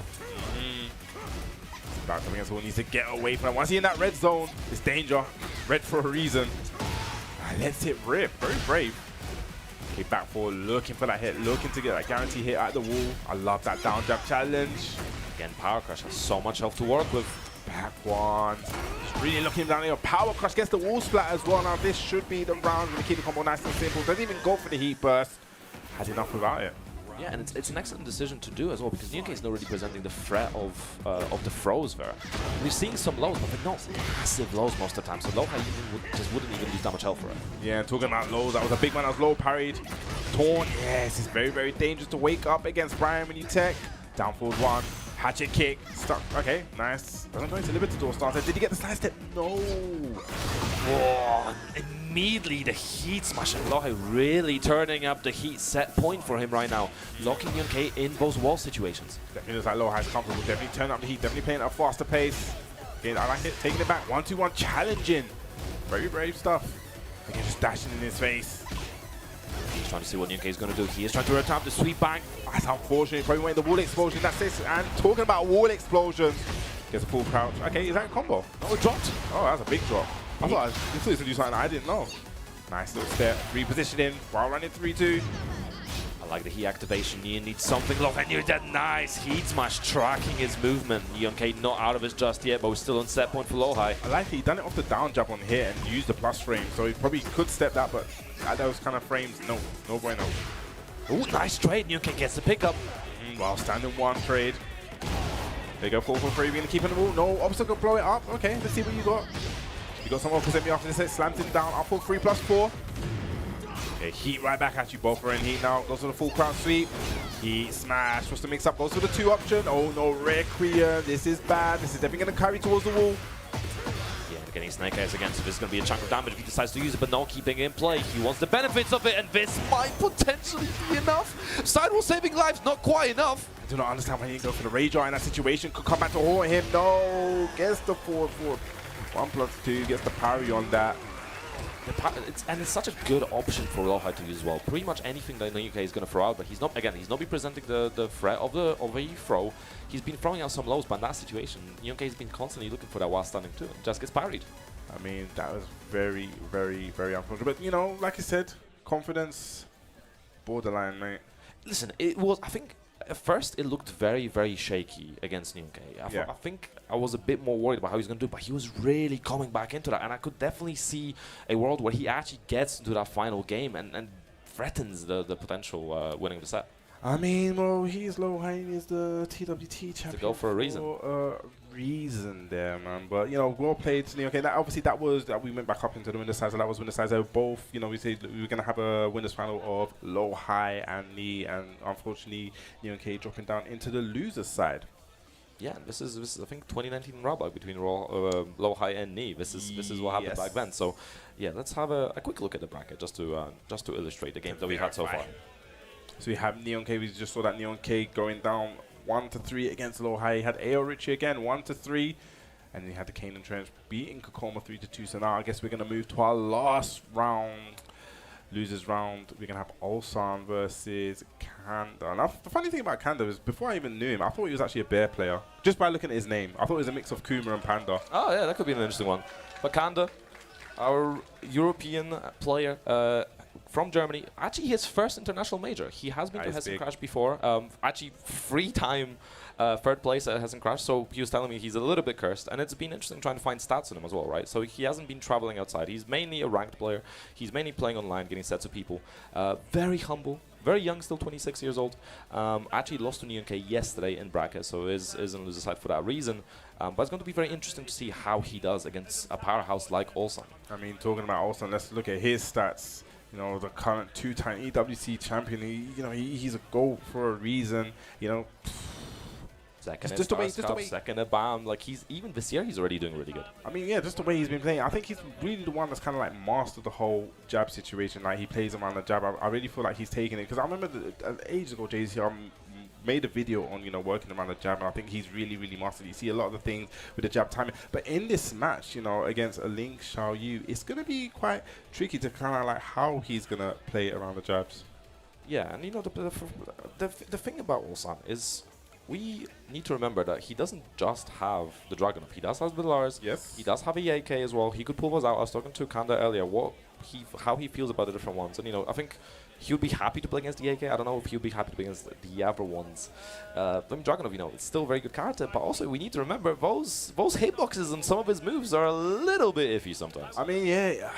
I'm actually interested to see who we could kind of go for, because you know how slippery and slimy a Link Xiaoyu player can be, with sidestep AOP. We saw it, I think, the last match against when he made it into topic against Cloud. It just seemed like, well, I guess it was a bad matchup as well, but just the way the evasion was and the way it kind of like changes your approach to the match. I've always said that when you kind of go up against a Link Xiaoyu, I feel like it's the same like Link Xiaoyu, kind of like Yoshi. You don't really play in the same kind of like conventional way where I'm plus X amount, I can do X this kind of setup after this. It's like, no, you got to sometimes kind of like dial it back and say, okay, you have to kind of like react to what kind of tempos they're doing. Are they looking to be evasive? And I feel like that's what's going to be the whole kind of gameplay right now, where it's going to be like, okay, Ulsan's probably going to try to be aggressive, but it's going to be aggressive in the sense that I'm going to use the movement, I'm going to see when you want to kind of be evasive, but also it's going to be interesting to see what character he's going to pick. I don't know which character. I'm not really a kind of like specialist to see what buttons would hit the AOP. Yeah. So it's going to be interesting. I'm sure Ulsan's done his homework. I'm sure Ulsan knows. I'm kind of expecting the Lars, but I could be proven wrong. I think Dragunov can still do very much work, and Ulsan's a specialist, so we could see either one here. It's going to be very interesting. I mean, definitely, if I'm looking at it on paper, I guess down 2 would be good, definitely just for AOP. But then again, it's going to be quite risky. Obviously, you can get it blocked and punished. But yes, he has locked in for the Dragunov. I have one question for the audience. Any Kanda fans? I can hear some. There's 2 rows very cheering. I think, are they good to go? Yes, they're definitely good to go. It's like they didn't even realize they were playing. Going straight in game. Losers round 1. The remaining match, first to 3. No room for errors. Whoa! The bat sidestep down for 2. Ulsan's so ready. What's the Oksemi going to be like? Immediately into full crouch with a parry. And just look at that, just pitballing him in the corner. No punch in the back one. But 1-2-1 in the back. Going to get the turnaround as well. Going to get back on this wall. Going to go for Oksemi. There's a pigeon roll. Going to stay grounded. I love the patience there. Oh, the Kali roll under the heat smash. I mean, it's disgusting. Fun Life, it's disgusting. This is the first time you're going to catch me supporting Link Xiaoyu, man. But I love this guy. Let's go. Keeping it active. Nice. And just that taking the life lead. Heat smash. What's the mix-up? Goes mid. Back 4-2. Gets the wall. Doesn't get anything for it. Wasn't ready for that conversion. And takes the round. And just that was such a swing around round. It looked like it was all Ulsan. But all it took was one Kali roll. One evasive Kali roll at that. That's all you need sometimes. Nice counter hit from Kanda already. He's been catching so many people this weekend with that counter hit while standing 2, pushing him against the wall. Now, like, hit the himself. Goes low this time. Gonna get a heat burst. Extend the combo. Guaranteed hit. I like it. And another one. Catching natural hit. Kanda. This is a strong start. Very, very strong start. He just stole all the momentum. Down jab. Straight into shoulder, keeping all those frames tight. Nice side step, back 1+2, gets the launch. So much damage. Again, is he going to mix up the... Oh, he gets the wall. Dangerous position. He cancels it. Catches him pressing, gets quite hit by the second hit. Now, I know Korea don't really have that many Link Xiaoyus. Is this unfamiliarity? Ooh, trying to step in back, and does not quite work out this time. Bad position to be in. Is it going to be an explosive move? Oh, of course. Damage ball. So this is a big chunk and still lots of great health. And he's going to get all that life, or most life back as well. Nice. Whoa. Mid. Would have been nice to get that game early, but Ulsan definitely not staying passive here, stealing it back. Definitely stop the bleeding. Look at that little dash up, down 2. Really mixing up the timing. Nice side step, down 4-2. So already going to get the wall back, dash in, yeah. 4-4-4-4, get back up on that wall. Ops to keep the heat, I like it. Down 2. Oh, doesn't get anything for it. Hey, covered in time. Yeah, a little bit of a punish. Could have got a little bit more. I love the patience. Little delay there, shoulder. Run into pressure. Oh, nice. Went under, but a second hit of 1-to-1 connecting. Even Stevens now. Who's going to take this first round? Slides on in there. Love the patience again. Knew it is at minus frames. Ulsan definitely stealing the momentum. Nice checks. Ooh, does not commit. And again, the sidestep left this time ended down 4-2. I mean, he's catching a lot of mileage for that sidestep. Down 4-2. Flips him over. Plus frames. A little bit of delay on the running 2. Slides on in. Down 2 is really being aggressive. Ice to go for heat. Keep the pressure on. Down 2 again. Yes, heat smash. There. Good answer. Good answer in that situation. Yeah, Kanda tried to get away from the wall. And honestly, the answer from Kanda in the first 2 rounds was so on point. And now taking some time to think, no rushing immediately back into the game. But also really putting up a masterclass of, you know, the realigning with Xiaoyu and then making sure he's using moves that are actually going to deal with the evasive of AOP and potentially the down AOP as well. Yeah, yeah. Definitely seen a lot of that sidestep. It's good. Like I said, he's kind of playing patient. He's playing aggressive, but it's just more so aggressive with the movement, just being ready in his face, using that lateral movement, making him bait it out, then boom, down 4-2, catching it on the punish. Let's see how Kanda adapts to Ulsan and how Ulsan continues to turning up the pressure as well. I want to see if he's going to pull out anything else to continue piling on Kanda. And now he's starting with those jobs, those down forward ones as well. And like he said, just dash. He's one of the best at just dashing up in his face, using running 2s. Nice, gets a counter hit, okay. Yeah, he is trying to find Kanda's timing. When is he going to press him and absolutely annihilate him for it? But Kanda finding the counter hit. Yeah, definitely the wrong timing he had. It's going to be huge damage. Gets a guaranteed hit as well. That's definitely over 100 damage. Goes low. Running free, trying to keep the pressure going. Goes low once again, catching another counter hit. It's a bit too far. Oh, he is now being engaged. Running 2 pressure. Back 4, catching the AOP. Yep, gonna get 2 punish, 2-1. Down jab. Yep, shoulder, keep it. Stop him from stepping. Now, oh, a little bit too slow. Kanda spacing out, has the health advantage, but not for long. Is this gonna be down? Yep, running 4. This should be the round, I'm guessing. Yeah, I think it is, yep. And honestly, the way Ulsan's using the down jab and also the shoulder from while standing has been absolutely on point. It's been dealing with Kanda so well. I mean, but it just takes 1 block shoulder. A guaranteed hit. Again, lovely with the shoulder. No overcommitting, they're going for the tackle. Spacing again, down 2, going at the jab. Go for that full crouch low, sliding in. Going mid. I like it. Those slight side step left, making it evade. And nice, gets a pigeon roll mid. Gonna spin it 1-2-1. Up to kill, goes for Oki. Nice punish from Kanda, still alive. Yeah, great awareness there, but lovely. Again, using that lateral movement, jab, down for 1. I'm telling you, Ulsan is the best at using that jab, utilizing that jab aggressively, defensively, or just to put it out there on the screen. Just down forward 1, down forward 1, and catching 2 of them and counting as well. Nice going under that one. Down 4-2, down 2. Such a simple game plan. I mean, that's what Ulsan's so great at, just, you know, just using those jabs. Using those down 2s, just really poking away. It's all raw damage. Again, Kanda looking for the sidestep by AOP, but also doing such a good job of tracking it. Nice counter hit. Okay, we're gonna get to the wall. Gonna opt, yep, goes to the heat burst. Spikes down, gonna get a guaranteed hit. What's the mix-up gonna be? Nice, that should be the round, guaranteed. Changing up the Oki, trying to catch him standing up into it. And the interesting thing is also they're also going for the options from Sneak that are going to track really well. The slide, the shoulder, both so good at tracking. Yeah. Rain dance back to him. Okay, nice. Delay gets the jab. Yeah, for the back combo to win, you need to get the jab. Spike down. Down 2. Okay. Needs to be very careful. Heat is still available. Just as I said it, heat smash comes out. Bad position to be in. Just ducking in his face. Goes for the full crouch sweep. Down forward 4. Damn, Ulsan got the PG tips out here. I mean, it's not as, he explained it yesterday. I didn't really. I know he definitely does it with Bob because it can kind of master. He has to throw, but yeah, I guess with Dragunov he also has the full crouch sweep. It just kind of like messes master the timing. Yeah, you're always threatening something. I like the because he also does it with the starter step, right? Like when he's stepping or when he's dashing in. So it's an excellent way to mess up your timing. And it just messes with your head as well when you see that. You're just like, what is this guy doing? What is he trying to do? Kanda, big game deficit right now. Ulsan looking to clean this up. Ulsan taking the lead. Again, a little bit size. I think that's the kind of tail of the tape. He's dashing his face is a slight little micro slice. And lovely down pull one. Trying to get a pick up with the jab. Unfortunate there. Plus frames. Pigeon roll. Catches in mid. Goes low this time. Mixing it up. Ugh. And again. It's easy. He's playing like an EU guy in a running 2 counter hit. That is definitely E style.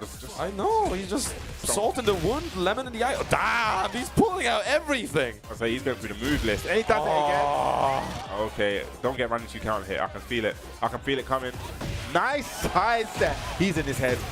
He's to regain composure. I want to know what Kanda did to Ulsan, man. What happened here? I mean, he is the EWC champion for a reason. And one of the things I notice about him, except for Golden Left, is he likes the longer sets. This is where he thrives in. It's not a first to 5, but first to 3. But it's such a crazy. He's got all the information and just like parry into heat smash is just crazy. I mean, he gets it all off that single jab. He's trying to make big boy reads though. Up for free. Damn, he's playing for clips. I mean, this is what these kids like to do now, isn't it? He's getting the ad revenue for the playing back, man. Why not? Shoulder, uses the down forward one, goes underneath. Gonna get a punish. Single jab, just dash it in his face without running into pressure. And still getting the boost press as well. Nice break. Oh, the slow homing move. He is definitely in Canada. Canada needs to make something happen. Up the combo, but Dream's still alive, but a down for Ulsan. Just playing with his food, man. That was insane. What's insane is what I've noticed is with the Dragunov, when he dashes in your face, though, with the run into, and the run into, it is a slower move. But how he can be in your face in counter time. But let's play it and give it up for Kanda. I thought that was the loser's side. Yeah, out of the top 8. But again, this is his best international placement. His first international placement, really, and already such a high bar. I think people don't talk about it enough about the actual thing of traveling to another region. You know, it's not just easy as just, oh yeah, going out to another region, just playing your game. There's so many factors out there. You're in an unfamiliar territory, you know. It is something that needs to be spoken about. Yeah, and you know, that was our 4th game, so let's have a look at the bracket. Let's have a look. How are we standing? So we started there with Neon K going down 3-1 against Lowhigh. We had AyoRichie also going down 3-1 against Knee. So it sets up a winners final of Lowhigh and Knee. You had Kaneandtrench eliminating Kkokkoma. And unfortunate there, we just saw Ulsan eliminating Kanda. So that sets up a Neon K and Kaneandtrench. How many times have you seen that match? Classico, yeah. And an AyoRichie versus Ulsan. That's an interesting one. Yeah, lots of amazing games still coming up. I am really interested to see what comes of the winners final, who comes out on top, because historically Knee's been really good in the matchup against Lowhigh, especially back in the Tekken 7 days, but now it could be a lot more even.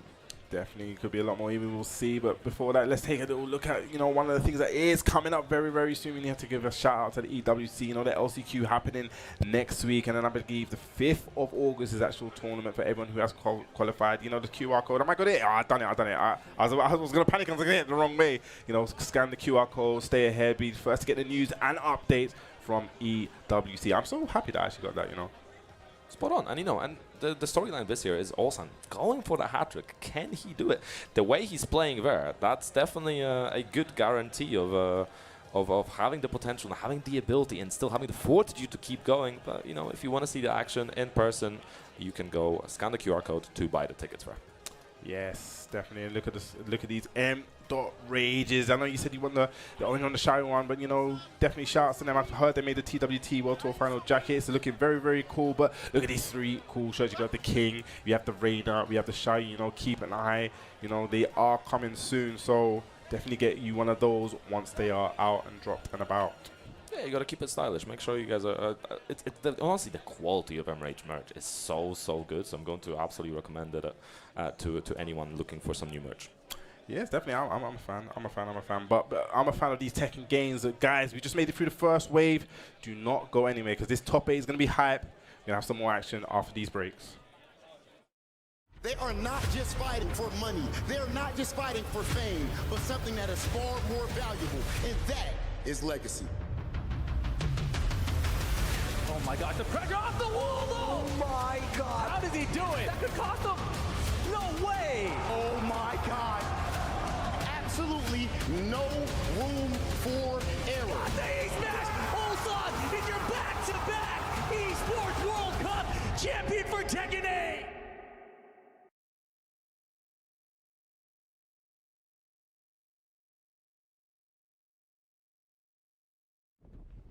The target is the front gate of the capital of our homeland, the Federation of Central Asia.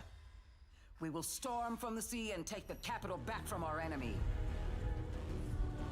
So you're the next one? The one whose rear we'll have to cover?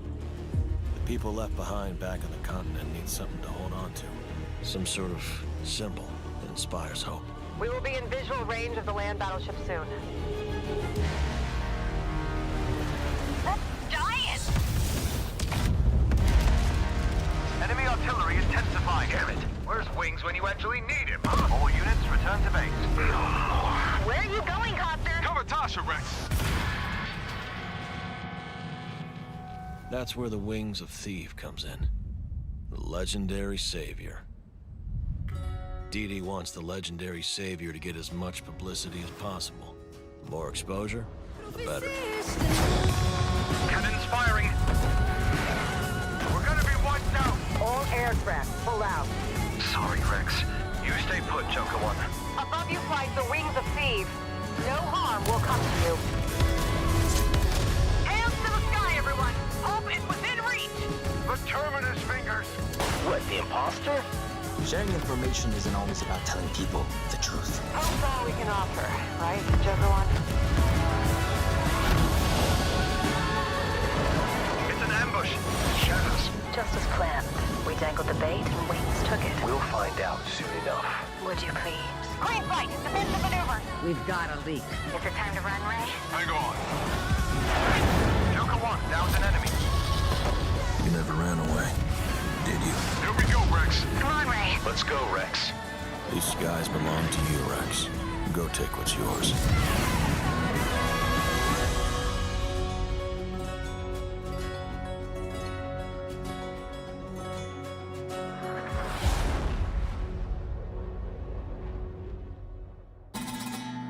Did you know there are 3 kinds of aces?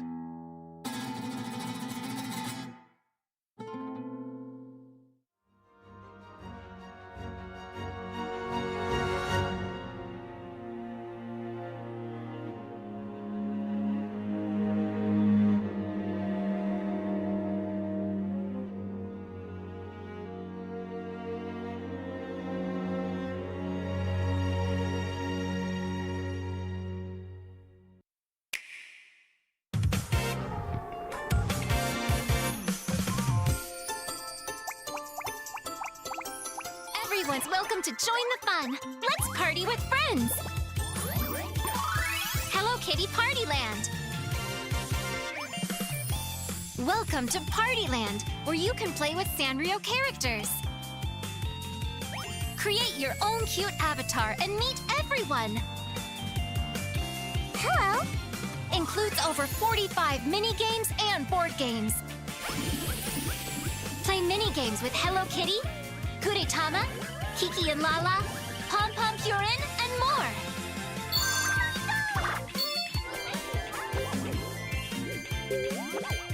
In the board game, everyone progresses together through a fun game of life.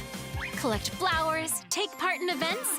Maybe a familiar face is waiting for you. And there's even more fun waiting for you. Gather your friends and family and let the party begin! Hello Kitty Partyland will be available on October 29th, 2026.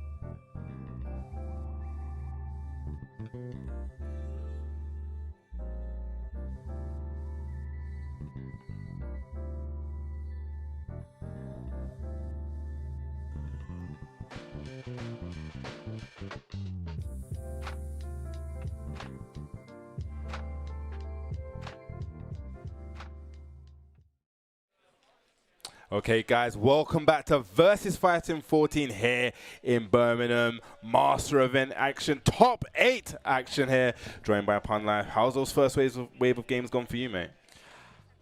Wow, it's been absolutely spectacular in terms of the hype of it. You know, I would have liked to see more UK move across the winner's side.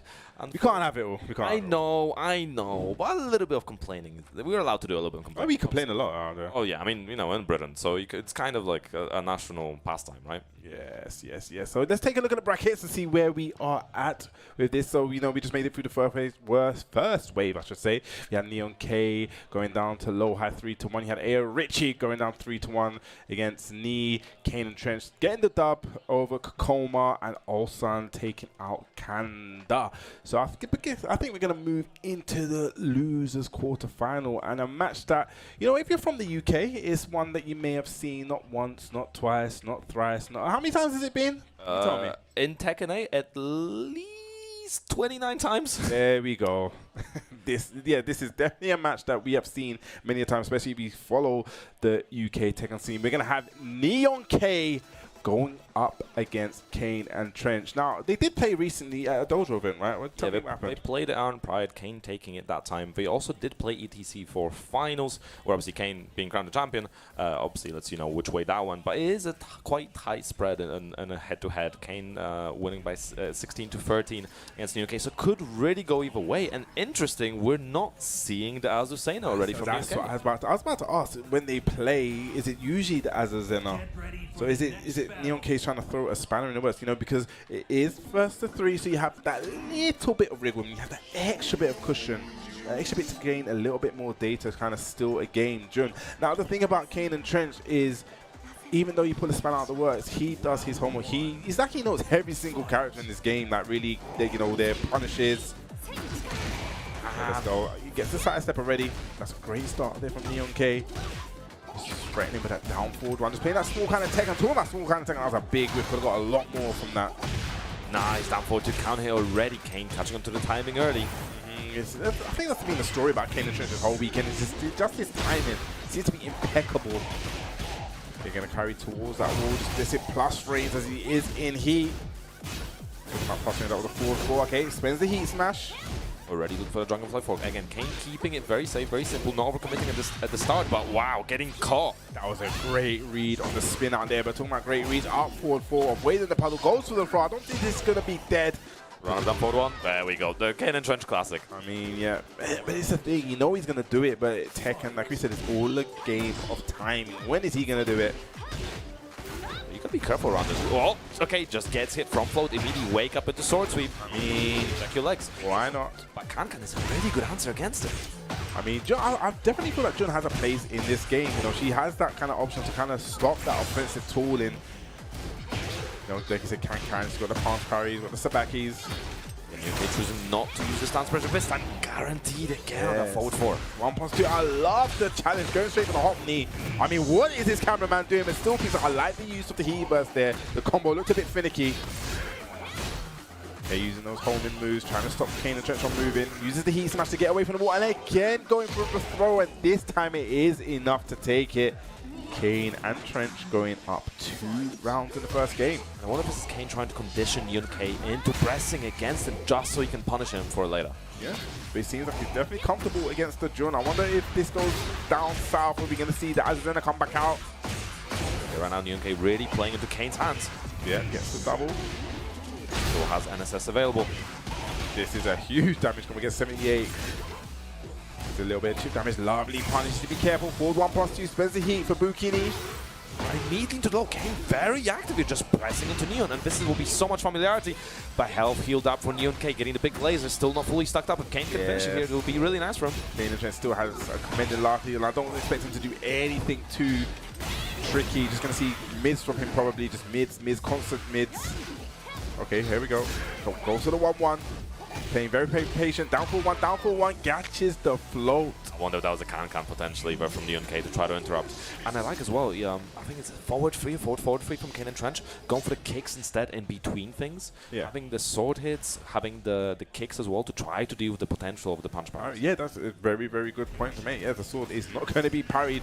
And yeah, I did expect that. I did expect if this went down south, you know, just 3 quick straight rounds there. So opting to go back to that, and I'm always a fan of sticking with your main, even though you're not comfortable. Because sometimes when you get to those kind of like tricky situations, when it gets a bit scrambly, you're a little bit more comfortable with someone that you main, someone that you know, someone that you play, someone that you've warmed up with. I haven't seen him play anyone but Azucena this whole weekend, so it's a choice that I like. But then again, it is a first to 3, so I like that he made the choice to kind of try the jump. Yeah, I respect it, but we're continuing on with the UK showdown. Kane pulling ahead. We'll see if Azucena is enough to bring it back. Void in the puddle, QCF1, and just forward 3, counter hit as well, great timing. So worked out against Lowhigh one time, so we'll see if Kaneandtrench is also going to be able to punish Neon from his side later. Yeah, lovely sidestep, you know, baiting out the kip up, and that's one thing I want to see a lot more people do, is actually punishing these kip ups. People get away with them a bit too much, I feel. Yeah, you have to be ready for it, but that's recovered so fast as well. Gonna get the wall. I like the dash up from UK, ensuring the combo does not drop.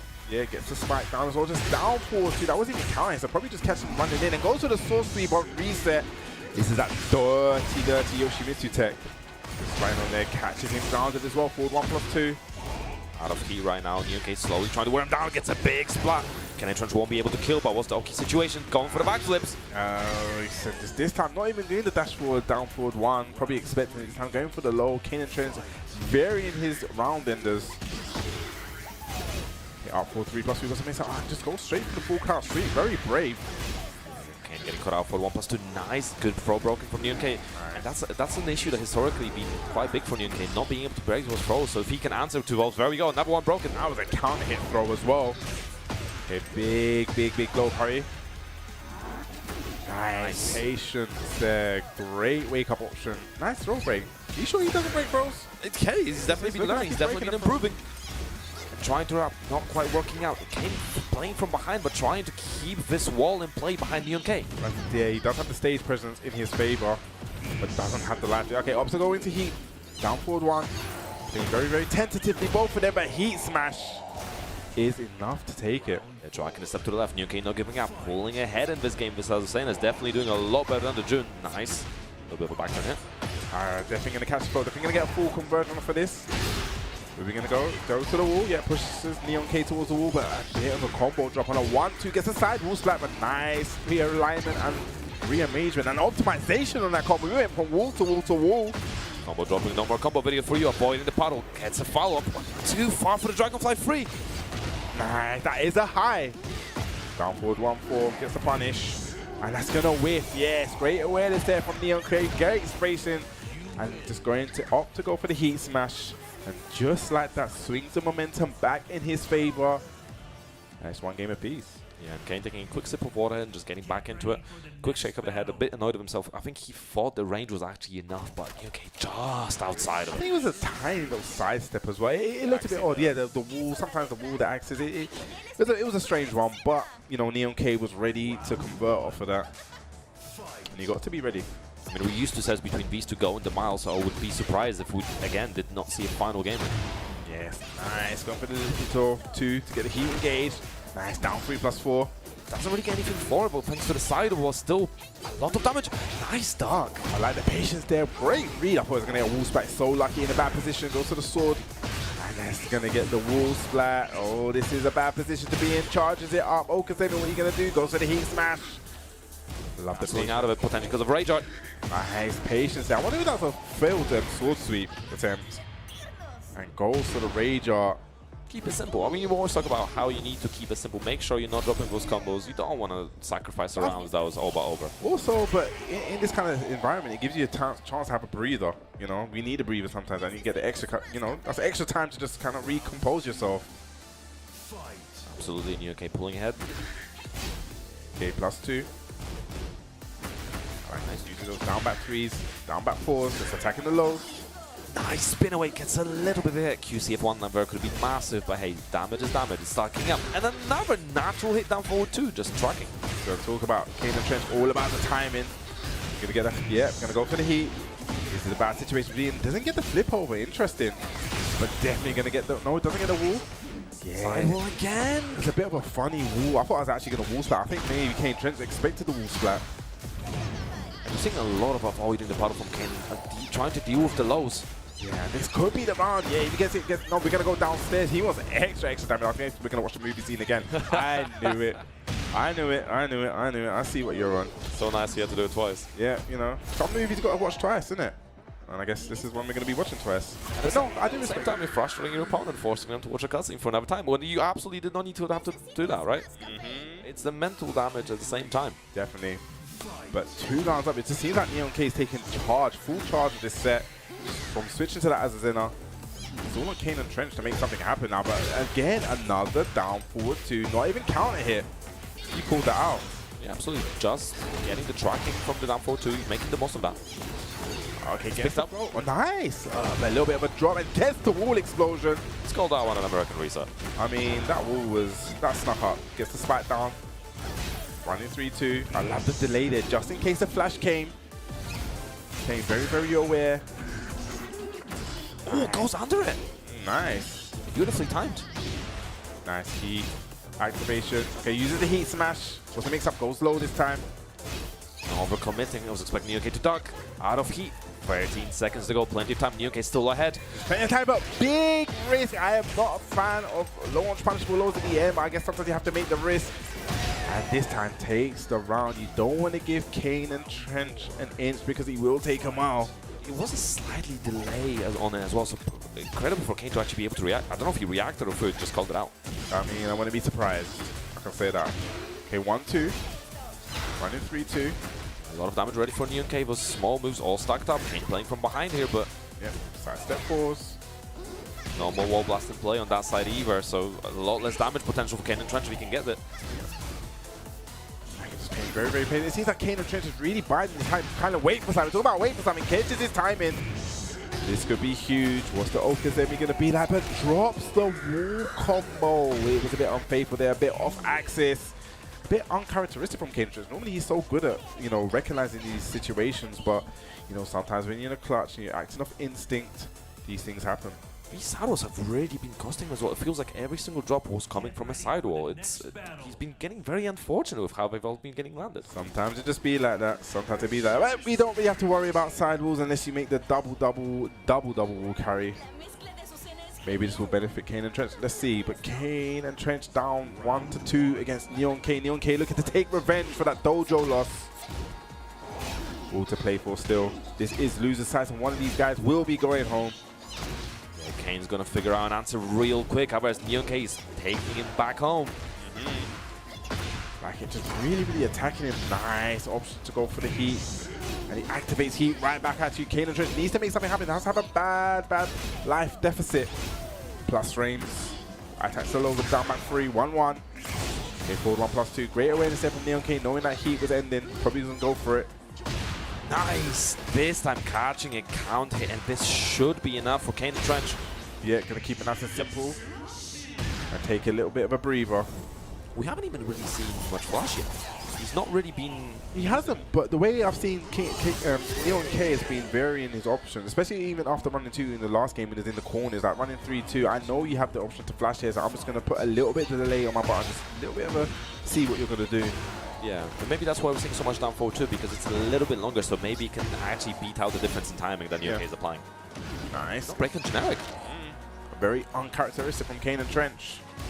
So set 1 trying to catch a counter hit, and talking about catching the counter hit, catches a down 4-2 counter hit. Nice timing. Okay, yeah, manually has to do that. That is a lovely, I like that combo. Guess the Flash gonna get some life back as well. Also Okazemi just dashes up plus frames. Down 4-2, try to catch him stepping into it. Yeah, the duck was really nice in the game for a lots of great help from Neon K. Oh, duck in the second hit. Very interesting. Forward 1+2. Is he gonna get a punish? Lovely punish with a forward 3. Very risky option from K, not something we see super often. And this should be enough to kill for Neon K. 100% available as well. Yeah, 100% enough to kill. Like I said, take another breather. But yeah, very uncharacteristic there. But great movement, lateral movement there from Neon K. And not even just the lateral movement, to actually have the option to punish it, knowing that 4-4-3 would be the best option here. Will reach, get the launch, and it took the round. So I thought there was like a bit of an unforced error. And again, looking for the delay already, getting this, making sure to put this sword away to get the benefits from that. No sword slant. Yeah, and there we go. First flash. I think that's the first one has connected. 1-for-1 on this one. Go, opposite go for the run up. And I like Kaneandtrench already presenting this option, right? Because he is in very much behind the schedule right now, so needs to start threatening that flash so Neon K starts slowing down. I like the side roll there, avoiding up 4-3+4, plus frames, down 4-1, keeping him in check. A little bit of delay on the low, beating out the flash. Nice again, trying to catch a count in the full crash load. We've got a little bit more from that. Nice step down 4-2, a little bit off axis. Yes, that was a bit of a bad combo decision there from Neon K. What's Kaneandtrench going to do with this combo? He's going to be up forward 1, no spikes it down, gets the down 1. Whoa, okay, keeping the pressure going, beating out the backsway from Neon K. Kaneandtrench. Oh, he went for a dirty backswing blow there. Okay, nice, getting a side step punish. Running 3, actually goes to the throw, catching Kanan. Again, presenting the option he was showing earlier in the set. He's noticing Neon K maybe potentially slowing down. Flashes and down 4-2s, potentially presenting a big threat. Nice, goes underneath, goes to the low. Both playing this neutral game now, just kind of backing up. Just slowing the pace down a little bit with the bounce. Oh, this is all small tech. I'm talking about small tech, and here we go. He is active. Tries to challenge, gets hit with the running 3, but it was airborne. And again, no overcommitting options from Dragonfly back. Gets caught trying to spin away. Yeah, that was a great option there, but just walks into the flash. And just like that, your life may be gone in a flash. You're going to see another flash. No. Dashes up. Both on kill territory. Rainbow drop taste. The rainbow on the rage damage definitely helping in Kaneandtrench, taking us to the final game of this UK showdown. I mean, we didn't expect anything more other than this, right? Back and forth. You see, these two have played many a time. It is back and forth. It is back and forth. But now, high stakes are on the line. I believe this is Neon K's first top 8 at a global master event. Is it going to be his last match? Let's see. One of these guys will be going home in 5th place. Yeah, UK Shona will be ending here. Nice flash again from Kaneandtrench, setting the tempo. And that was a crucial block. These throws will definitely blade the ground, something that Kaneandtrench is aware of, something that NeonK needs to be aware of. Every time he goes to Dragonfly in this area as well, you have to be so careful of the throw that's going to break the ground. Yeah, that was guaranteed 3-3 because of the counter hit. Nah, just wake up sword sweep. Oh, that's dirty. Hitting with the dirty. Oh god, what's the Okazemi gonna be? Nice step block, spins out now, and then no duck, but nice jab challenge. Well, what's the combo gonna be like? Could this be the round? No way. Heat smash coming. Oh, that was a medi could have worked out, but NeonK is staying in Libertador, getting that auto low parry. Yeah. Good break. Oh, doesn't go for that one this time. Side step one, and then that is a Kaneandtrench classic, right? Going to the throw into the throw. Nice, gets the heat engage, up 4, 3+4. Plus frames again to put it down. 3+4. Good job. Pressure. He has the heat available. Is he going to try to use it? The heat smash is such a big threat.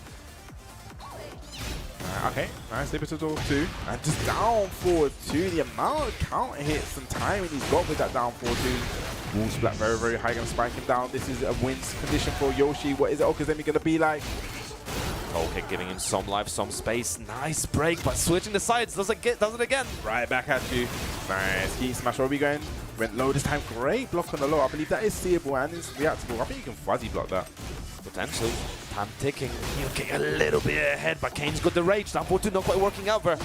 Nice, and that should be the round. Keep the combo nice and simple. Just goes for the single hit. 1 round apiece, 2 games apiece. Pinning even is going to mild. No punish, but hey, the throw working out. Let's call that a punish. I mean, it was a ghetto punish. Let's say that. Hey. Dash up. We're going to go for heat. No, definitely going to go to the wall. Bad position to be in because there's another explodable floor. Yoshimitsu does shine on this. Uh-oh. Catching him watching. Yes. Uses the heat burst to make sure he gets a spike down on the combo. Not a huge amount of damage, but you know, mental damage as well. Just goes to the flash. Kaneandtrench looking to take the driver's seat right here. 7 golden letters. NeonK needs to do something. Needs to stop this momentum that Kaneandtrench has. Nice, good break. This time doesn't go for that one. NeonK was presenting the threat, was standing 2, but Kaneandtrench needs to finish it ASAP. You do not want to give NeonK a chance because he's going to take it. That wasn't a punish, so I guess Kaneandtrench very caught moving. He just didn't block that forward 3. Okay, using that 3, trying to get that 3-1, trying to get that wall splat. Okay, running 3, applying that pressure. Nice step, and again, 4-4-3. We've seen that before. We've seen this story. This should be the round. Oh, big drop on the combo, but goes for the down back through. We are final round, guys. Who is going to make it through? Who is going home? Nice flow. NeonK able to convert as well. Should be able to get the wall quite easily here. Nicely done. Does not get a spike down combo. This is still a pretty decent chunk of damage. A lot of pressure at the wall. Down back forward is attacking those lows.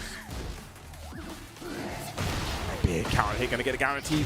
This is all back 3. He is now engaged, running 3+2. And catches him 7. This is going to be NeonK sending Kaneandtrench out. Revenge for the dojo.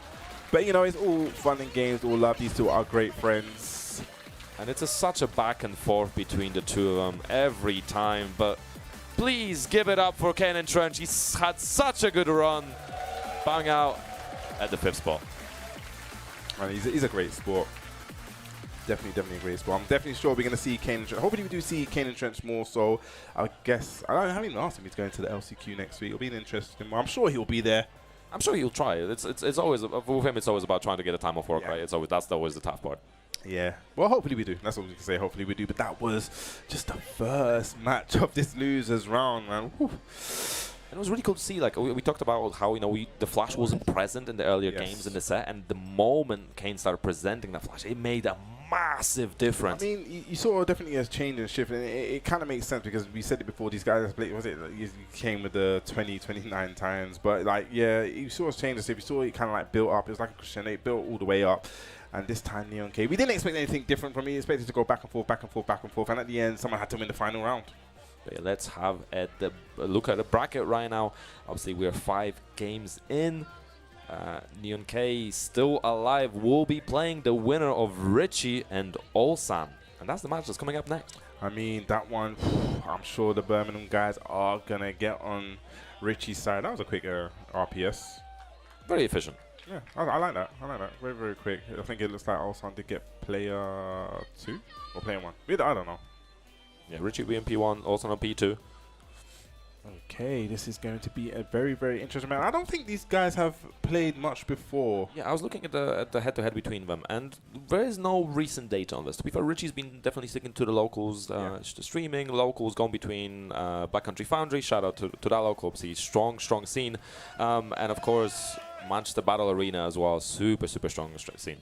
I mean, Leo, I nearly called him Leo. AyoRichie is definitely one that has put Leo on the map. I think definitely before, she wasn't really a character that was represented. She's still even not really a character that's represented, but he's really taken his character, homed it, made Leo's on. I believe, like, whenever you look for Leo, whenever you want to know information or anything, I believe this is the go-to guy. I really believe that he is a standout performer with his character and definitely put the character on the map globally for everyone to see, and he definitely put a name for himself back in 2022 when he won Golden Letters. You know, something that even he was kind of like surprised. I remember speaking to him at the end of the day. I think day one he was like, oh, I can't believe I even qualified for the next day, and then to come back the next day and to take it, it was just like, wow. And ever since then, the trajectory of this guy has just gone from strength to strength. But talking about strength to strength, he's going up against the two-time EWC champ Ulsan. No introductions needed. Yeah, but we definitely know who the crowd is supporting. So we've heard it many a time, but we'll see if the crowd will be able to power him enough, because Ulsan was a bit of a masterclass earlier against Kanda. We'll see if Ulsan going to put on this masterclass, or is Richie going to show us why he is the golden boy. Nice big block on the hatchet. Way to get things started. Very, very uncharacteristic. Going to get the punish there. Yes, back to 1+2. Going to opt to go for heat. Nice, gets a counter hit guaranteed. Going to get the explosive ball. I love the little side step left just to make sure he gets the combo, gets the resplat. I definitely know the card like that, but no. The down back. A turn to sender on both sides. You know, one thing that you do not want to test is Ulsan's reactions. That's just a little bit of advice, you know. You don't want to test them. Nice tracking the movement, trying to get away. That's guaranteed. Natural string. Yes, and is that going to be... I don't think it's going to be enough. It's going to be a very, very bad situation to be, but it's going to delete all that grey line. A lot of grey health. So even if this doesn't kill, I think this is a really efficient way of dealing with the health bar. But needs to be careful because AyoRichie still has heat in play. Needs to be very, very careful. Using that jab down to... just a down 3. Effective blows. Like that movement. Probably could have gone for a little bit of a jab. Using that back 3+4, trying to catch something. Probably trying to whiff the running 2, but it doesn't matter. Gets a down 4-2 instead for his troubles. Yeah, good track from moving, I believe, but also down 4-2 finding his mark. What wasn't a counter hit, but also just, again, he plays so patient. And again, can he just see these things? 2 for 2. There's maybe one thing you don't want to do is test AyoRichie's reactions. I like that he didn't overcommit on the wall as well. He didn't want to potentially drop the combo, but Ulsan positioning again. Nice, confirmed. Yes, down back 2. Very, very hit confirmable. Nice punish, showing that Ulsan is aware. Yeah, that forward 1, really, really good punch. Spending the heat, getting in more wall positioning. Gets 1 and 3, goes for the 2 option. No bueno, no break there. Has rage available. Nice whiff punish there. Just staying out of range, waiting for AyoRichie to overstretch. See what Richie's going to do. Can Richie make a comeback? Can he make the reverse sweep? And also definitely a lot more active now. QCP2 landing. And the wall standing free as well. Big walls bluff. Ulsan activating. He immediately trying to continue this pressure. Spike down. Very bad position for AyoRichie to be in.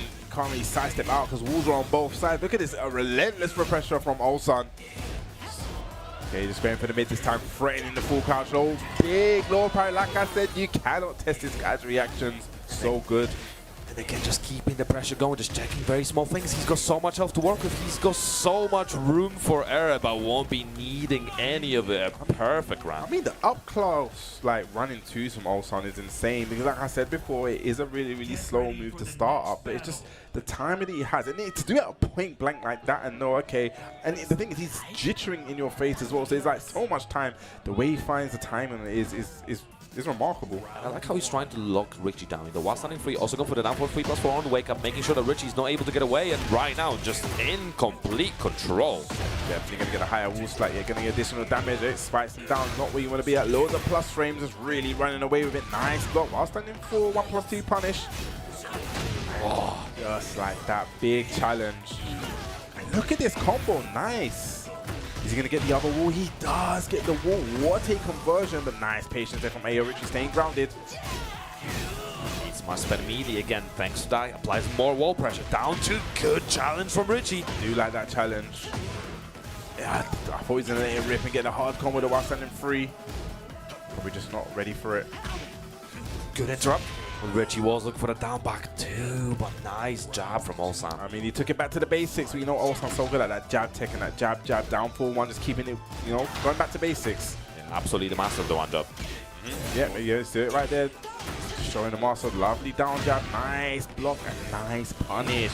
And again, the delay, I don't know how he does it. He just has such good timing on the running twos. And we're seeing him again go for the parry, try to press something afterwards in case you try to whip punish him for it, and just keeping the pressure going in, back in the wall. Richie trying to stay patient, trying to get away. Nice kick parry this time. Needs to probably get some heat active or something, looking for a Hebus. Nice, gets a full count sweep. What's the pressure going to be like? Goes to the down forward 2+3. I mean, Ulsan reactions go hand in hand. And it's like an I-20, 21, I-22 low, but Ulsan able to react every time. Honestly, I'm sure Ulsan was reacting to Kazuya's statue kick yesterday. He's just that good. Nice. Good movement, doesn't get anything for it. Yeah, a little bit late with the punish. Okay. Didn't nearly got a wall splat. Richie has the control now. Wow, the flash attack from Ulsan. And spinning away, pigeon roll, giving him a lot of benefits right now. Oh my god, this is bad. Throw again. Not broken. Probably going to see the heat smash. No, ran out of heat just then. 1-2. This is a good position for AyoRichie to be in the stage, but bad position for life. Who's low on the whip punish again? Richie needs something here. Tracking the pigeon roll. Okay. Does have a bad life deficit, needs to make something happen, just doing small throws, but time is not on his side. Got 12, 11, 10. Yes, and again, that running too. I do not know how he times it. It's amazing. It's a sight to see, man. I swear, I don't know how he times it so well, being so close, and just knows when to let it rip. And he's so like adept at breaking people down and just throwing more and more things into the mentals, like things that you don't really see in neutral most of the time against other people. So how does Richie answer this? I mean, he's definitely answering it well. I do respect just going back to the, you know, character select, just taking some time out just to reevaluate. You definitely know he's been on this stage before. He knows how to kind of compose himself. He's probably going through what happened in that match and thinking, okay, what are my answers? What has he been blocking? What has he been stepping? And, you know, going to come back. This guy is a master with Leo, so I'm sure he's going to try and develop an answer. But talking about masters, Ulsan is the EWC master. He is at the top of the echelon for a reason. He's still on AyoRichie to make something happen now. It's do or die for Richie. Can we get a little power up from the crowd? It's the final moment for him potentially. We need some energy here. Nice, again starting off. Richie already a bit more active. Try to interrupt. Nice. Gets a step down, back two. Okay, goes to the sweep bank. Didn't get the pick up. A little bit unfortunate. Again, back to going to the pigeon, going low again. We saw that against Kanda. And I like that pigeon, just, you know, realign and get away from the wall. But now Richie's back against the wall. Okay, let's him rip this out. Didn't even try to hit confirm. You know, probably also not expecting that. A bit unconventional, but it worked. Spikes him down. Gets the stomp, big damage, gets a cancel as well. Nice duck. Could have been a bigger punish. Oh, dealing with the dab. No, not like this. Obstacle for heat, gonna explode the wall, not gonna keep him at the wall. Again, threatening the full crouch immediately thanks to the parry. And goes to the full crouch low, masking it with that little side step and one jab running to bad position to beat it. It might have been a wall run attempt potentially, but not quite finding it. Yeah, that is at that weird kind of angle, right? It was a little bit curved. And that was such a promising run for Richie, but also stealing it away. I think he turned the word right on my ass. Okay, bot 2 gets a big launch. See if we can make with this. Gonna catch him towards the wall. We're gonna keep it in play. We're gonna stop him down, spike damage, dab on him. Needs to make something happen now, but sidestep back 4-2 just silences the crowd. Recovering so much health, tries to go for it, does not quite find it this time, but so much rage and so much heat for Ulsan right now. Good interrupt, the heat smash, does not matter. Big step, he's gonna break it this time. No, goes to the 1+2. I like the verifying it. Reggie trying to check the pigeon roll, going over it. Nice hard kill. We see so many of them work this weekend. Has he available to kind of extend the combo? But no, is it going to be enough damage? I think it is because he woke up into that. The counter hit damage definitely helped in that situation. Yes. Richie 1 round on the board. Every journey starts with a single step, but you know, that was a bad step. Gets sidestep, down forward 2. Doesn't get a tornado. Okay, goes to the low. Goes to the mid this time. Okay, obstacle to heat. Wants the armor to continuous pressure. 1-4. And he tried to go for it again. Also not scared to attempt the same thing twice. Like it, attacking those legs. Attacking those legs. 1 too many time. Ulsan catching on. Nice.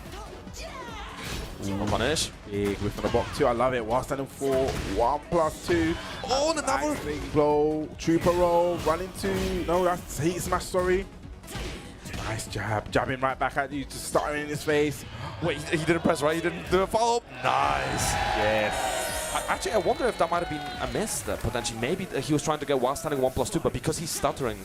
Maybe. Who knows? Maybe. Or maybe just reacting to the whiff of a down forward 1. Richie down but not out. Definitely needs this round. This round is pivotal. This round will be very momentum building for AyoRichie. QC4 landing is going to be a big start to pressure for Ulsan, especially that he available. And again, I do like the challenge, you know, down 2 is not plus. Okay, gonna get the combo. Full conversion here, gonna spike him down. Stamp on him. Big chunk. Was forward 4 cancels and going to full crouch, threatening that. Nice punish from Ulsan. Yeah, ooh, went for the single hit. Tried to get a counter hit with a single hit of down back 4. Want to make something happen. Nice down jab. Down forward 1, run into, press a bad position for AyoRichie to be in, and just a down forward 4. This is last chance to loot for AyoRichie. Set point for Ulsan. He's keeping it so clean right now. Now you see it just slowing down the game, the nerves. Down 2 pressure. Again, just backing off, has the life lead, but you know, nice step, but doesn't get anything from it. Flying past, nice, getting a little bit of a counter, and now a QCB2 finding its mark. Yeah, plus frames. Down forward 1, that's a great down forward 1 from Leo, is -1. Nice, another challenge, gets a counter hit. Needs to make something happen. Okay, finishes the string. Doesn't have heat available, counter hit, 1-2-1. This is not looking good. QCB4 into heat smash using those frames. Ulsan still slightly behind. Goes to the mid again. What's the mix up? Goes for the mid again. 3 for 3. Unfortunately there, Ulsan taking out AyoRichie, but please, he's played an amazing weekend. Guys, please give it up for AyoRichie. Hometown hero making us proud as always, and had such a good run. So many upsets in his path, so many strong opponents in his path, and he's played amazing. I think you brought up a great point, because when you actually look at his path, AyoRichie's path, I believe he had CSC, he had King J, he had Ikari, he had Kkokkoma, and obviously in the winner's side he had Needs. His path in this tournament was definitely not an easy one. Yeah, quite a crazy one. So, you know, huge shout out to him to actually making it out in the winner's side as well. But, you know, unfortunately bowing out in the end to Ulsan. But it's been a great performance from him. I'm sure it's one he's going to take and probably go on and do greater things. Yeah, right now let's have a look at the bracket, because the European situation is looking a little bit shaky for us here. Yes, so we saw in that round we had Neon K and Kaneandtrench, you know, the El Clasico, I'm going to call it, of UK Tekken. You see Kaneandtrench actually going out to Neon K getting the revenge for the last time they played at that Dojo event. I believe it was a couple of weeks ago, and then AyoRichie falling 3 games to Ulsan. So it's going to set up a loser's semi-final of Neon K going up against Ulsan, but a winner's final, like I said, a repeat of the 2019 versus fire to final Lowhigh going up against Knee. And it's such a tough call, because again, in Tekken sometimes Knee was very, very dominant against Lowhigh. But now I don't know how to call it. You know, again, like we talked all the time about this. Lowhigh being the current reigning TWT champion, being on such good form, and just showing how different his style is to Knee as well. It's been a little bit of a journey between these two, because when the game first dropped, I think they both didn't land on Bryan, right? They both had different characters. I believe Knee was playing the Feng, and then I had that Shaheen, had the Dragunov, had the Steve as well, yeah. And they both kind of like fell onto Bryan. I think since they both fell onto Bryan, and you've seen a couple of the Soup leagues that they've been playing at, it seems to be more in favor of Lowhigh. But it's not like it's been a blowout. I think I looked at the most recent one. I think they played at the beginning of this year, and I think the results were 3-2, 3-2 to Lowhigh. So it's not like it's in favor of Lowhigh, but it's not like it's a blowout. Fine margins, fine margins. But I'm sure these two are very, very familiar. They're both going to be. I'm expecting to see. Oh, are we going to see a Mirage? Are we going to see? Because we've seen Knee a couple of times bring out the Heihachi. We're going to see maybe. Definitely could be an option. Yeah, I mean, in recent history in TWT as well, you know, we're only about 1-1, but we didn't have that many recent meetings in bracket in TWT either. So it's fresh history in terms of TWT brackets, but let's see how it goes. Yeah, it's kind of interesting that you don't actually see, we haven't seen a lot more of these two on the tour running into each other, but I guess just due by seeing and how they kind of been going through. I mean, he had this great start for the TWT, you know, second place at Evo Japan, and after that it hasn't kind of been at the kind of heights, but this is looking like he's getting ready. And you know, we talked about it before, EWC just round the corner. Both of these guys have qualified every single year. This would be a little foresight to what may happen in a couple of weeks, but we're not talking about a couple of weeks, we're talking about versus fighting. We are here, we are right now, points are on the line, winners final action. Yeah, an all KRX affair. Okay, nice. Definitely, they're both going to know the match. I expect this to go down to the wire. I expect these two to play a million miles an hour, also respecting each other. So many dashes in, and Knee already playing at a pace we usually don't see from him. Yeah, it's just speeding up. He's kind of playing at Lowhigh's pace. Okay, Lowhigh playing that conventional sometimes, or unconventional, just, you know, go dashing up, doing nothing, seeing what you're going to do, going to get the punish on that. Yes, he is down 4. Nice landing rip. Lowhigh soaking a bunch of damage with that Northern Cross. Nice punish. 2-3 punish with the 2-3. Right back at you. And I'm loving the pace we're playing at already. Nice movement. Looking for the counter for the frames. Back 1, down 4. I expected to see single pokes. I expect to see just respectful single. Now it's a big duck on a cannibal straight. Gets a jab punish. 1-2-1 finishing the string. But they're constantly mixing up. Are we going to finish the 1-2? Are we going to go for something else? Okay, he is now active. Uses the armor to... Okay, heat smash in the bad position. Back 4, but lovely answer there with the heat burst to get the armor. Just cannibal straight. Gets the first counter hit. Yeah, Knee definitely showing my cannibals better than he was getting the counter hit. Still has the ability to duck under the jab. Doesn't get anything for it. Plus frames. Nice. Ooh, could have let it rip. Would have hit. Nice. With punish in the down for 1. Just dashing in his face. This is something that Lowhigh is known to do. Throughout those Lowhigh rage arts. Just, you know, I like it doing it at the beginning. Just sort of say, like, look, I have rage. You have to respect me. Nice confirm and a slice of 2-1. Just tapping to the down 4, tracking with it, getting a little bit of damage. Nice. Gonna get the full 4-2, but messes it up. Nice interrupt to 1-2-3 for the G-Clef. Doesn't fully charge up. Nice. Answer back with a heat smash. Gonna get away from the wall as well. Wow, forward 1+2 and wake up. Just pushing him back to the wall. Just caught pushing him. Nice punish. 1-4. Just playing the small Tekken. Talking about cannibal straight pushing. And a lovely duck. Great punish. Lovely re-wall splat. And this should be the round. Yes, it is. Lowhigh. First round on the board. I'm loving the trading cannibals from both of them on different timings. Not always a natural hit, but sometimes a counter hit as well. But yeah, it's absolutely fascinating. It's fascinating. It's a great move, you know. Some may call it the Bryan Electric. Oh yeah, that definitely deserves that move. I mean, yeah. I mean, I'm not complaining. I'm loving the dash ups as well. Nice little small checks, not overcommitting to anything. Very fine margins. Little sidestep as well, just to realign, just to make sure that heat burst connected. Nice. Okay, spends it. Yep. Gonna get a full conversion from this. Are we gonna make it to the wall? I think we definitely are. Is he gonna spend it for the damage? He does. Uses the Snake Eyes last chance. 1 for the 1+2 to catch him stepping. Oh dear. Big chunk of damage going for the hatchet. Nice. Tracking the movement. Even stepped into a button. Yeah. Forward 4. Nice. Just like that. Lowhigh equals it up. Final round. Nice small 1-2s from Knee. Not overcommitting in down 4. Just trying to get a little bit of life.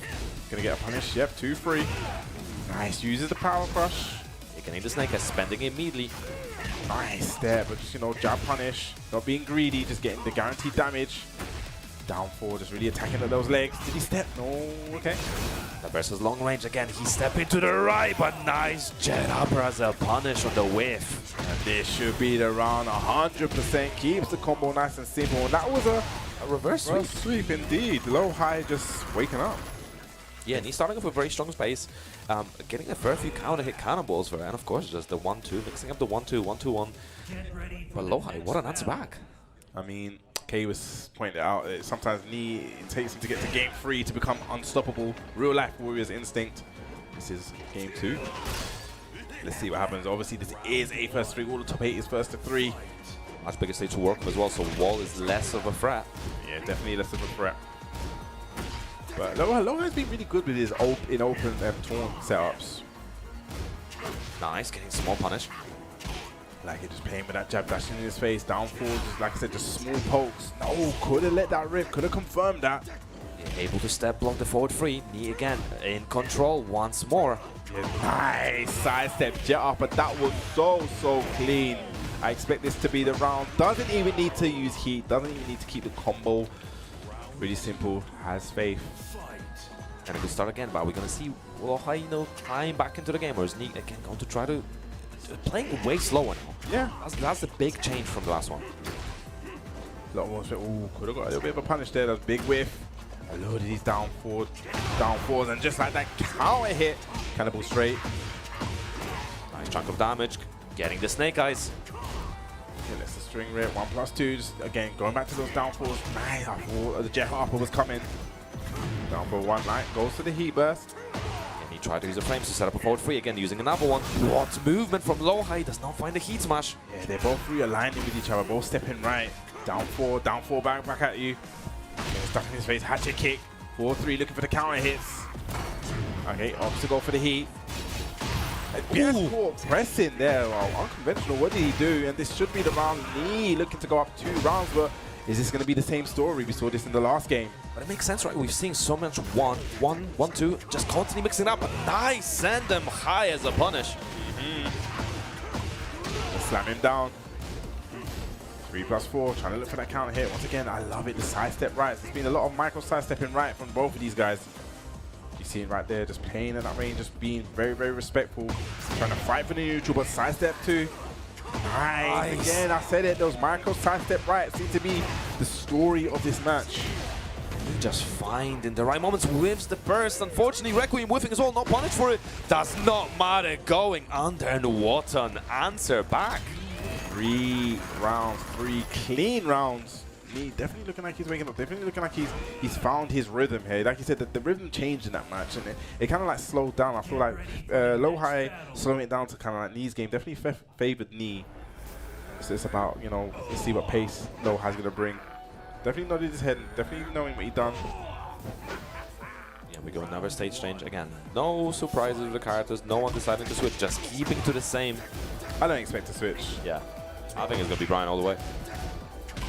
Okay, once again, I think he might have been looking for a jet upper in between, but I think I saw the animation. Nice whiff. Like I said, those little sidestep rights, the way you kind of want to go against Bryan. To get a jab punish, yep, 2-3, down 4, once again just poking. QCB, 1+2, did he step that? He did, jet upper again, sidestep right, tailor the tape.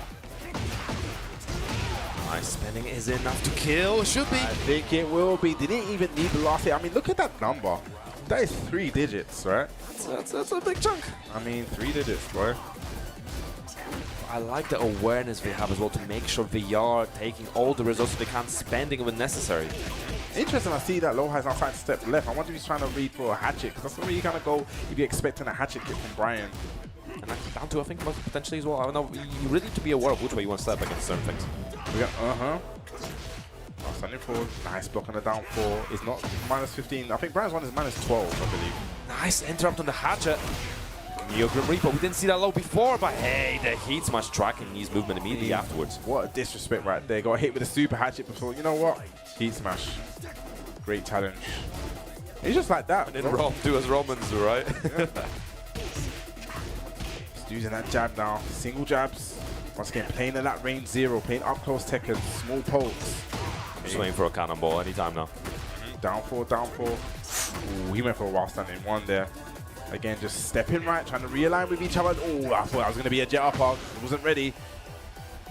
I think it's also, you never know how much whiff recovery you're going to have on some of these small moves, so they don't want to overcommit. They want to make sure they're taking the guaranteed damage at the very least. And the dashes from Lowhigh doesn't get anything for it. Wow, standing for from Knee.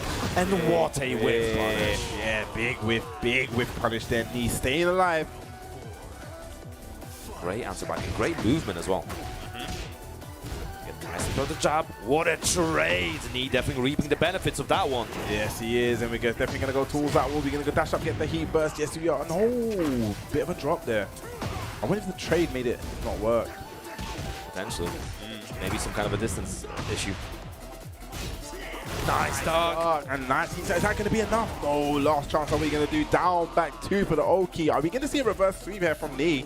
Potentially trying to give Lowhigh his own medicine. It's not confirmed. Interesting. That, I believe that's really confirmable. Yeah. And cancelable now as well. Yeah. Gonna get a punish, 2-3. Again, stepping right, trying to realign each other. Lovely punish with the cannonball straight, going straight into heat as well. Like that neutral reset immediately into getting the resource active. Once again, just going for those jabs. Okay, a little bit big. Nice. Staying on the ground, and that will burn Lowhigh out. Beautiful P played from Knee on that one. He just once again went for orbital, probably trying to read it down 4. Nice. Oh, he's gonna get jet up. Yes, that is -4. Correct punish. Beautiful punish, and if he gets the wall, this should be the round. No, drops it, but not ready for the punish. And a down 4, cheeky down 4 to steal that one. A little bit of spaghetti at the end there, but Knee making the reverse sweep. It all looked Lowhigh as well, but now you can really see why we're going for small punishes, right? The 1-2 or the 2-3, because a big miss on a punish like a while standing 1 just cost him so dearly. That's a round gone. That's a game gone. And you know, he was so ready and so aware to get the optimal punish as well. Okay, while standing 3, hatchets. Now we're seeing Lowhigh just turning up the pace a little bit. He just finishing the string. Delaying it, looking for a cannibal. Just raw, letting it rip. Yeah, just catching him, dashing in. No remorse. Is that wall? Okay, opting for heat burst. Very dangerous position to be in. Goes for the damage. Okay, plus frames. Heat smash, more plus frames, down 4, just attacking the delays and gets counted again. Little delay just to make sure the combo hits. Gets it down 3+4. Knee looking to run away with this one. Whoa, what a trade. Can Lowhigh convert? Yes, he does. So ready. Chunk keeping the snake eyes in play, but not overusing it. Yes, full forward. Big health deficit right now. Nice cancel. Down forward 1-1. No, okay. Back that's a little bit lovely. Sidestep, duck. Waiting for that wave while standing 1. I like he's not deterred to use it as a punish. Yeah, you know, sometimes you're a bit too slow, but you just gotta keep going for the optimals. Yeah, you gotta believe in yourself. You gotta, you know, forget what happened in the last game. 1-2-1. Using that small Tekken again. You can see a lot of jabs, a lot of down 4. Okay, now we can see the cannonball straight. Nice block on the down 4. Knee's starting to catch on now. We've seen a lot more ducks, but cannonball straight ducked while standing 1 punish. Just smelt it coming.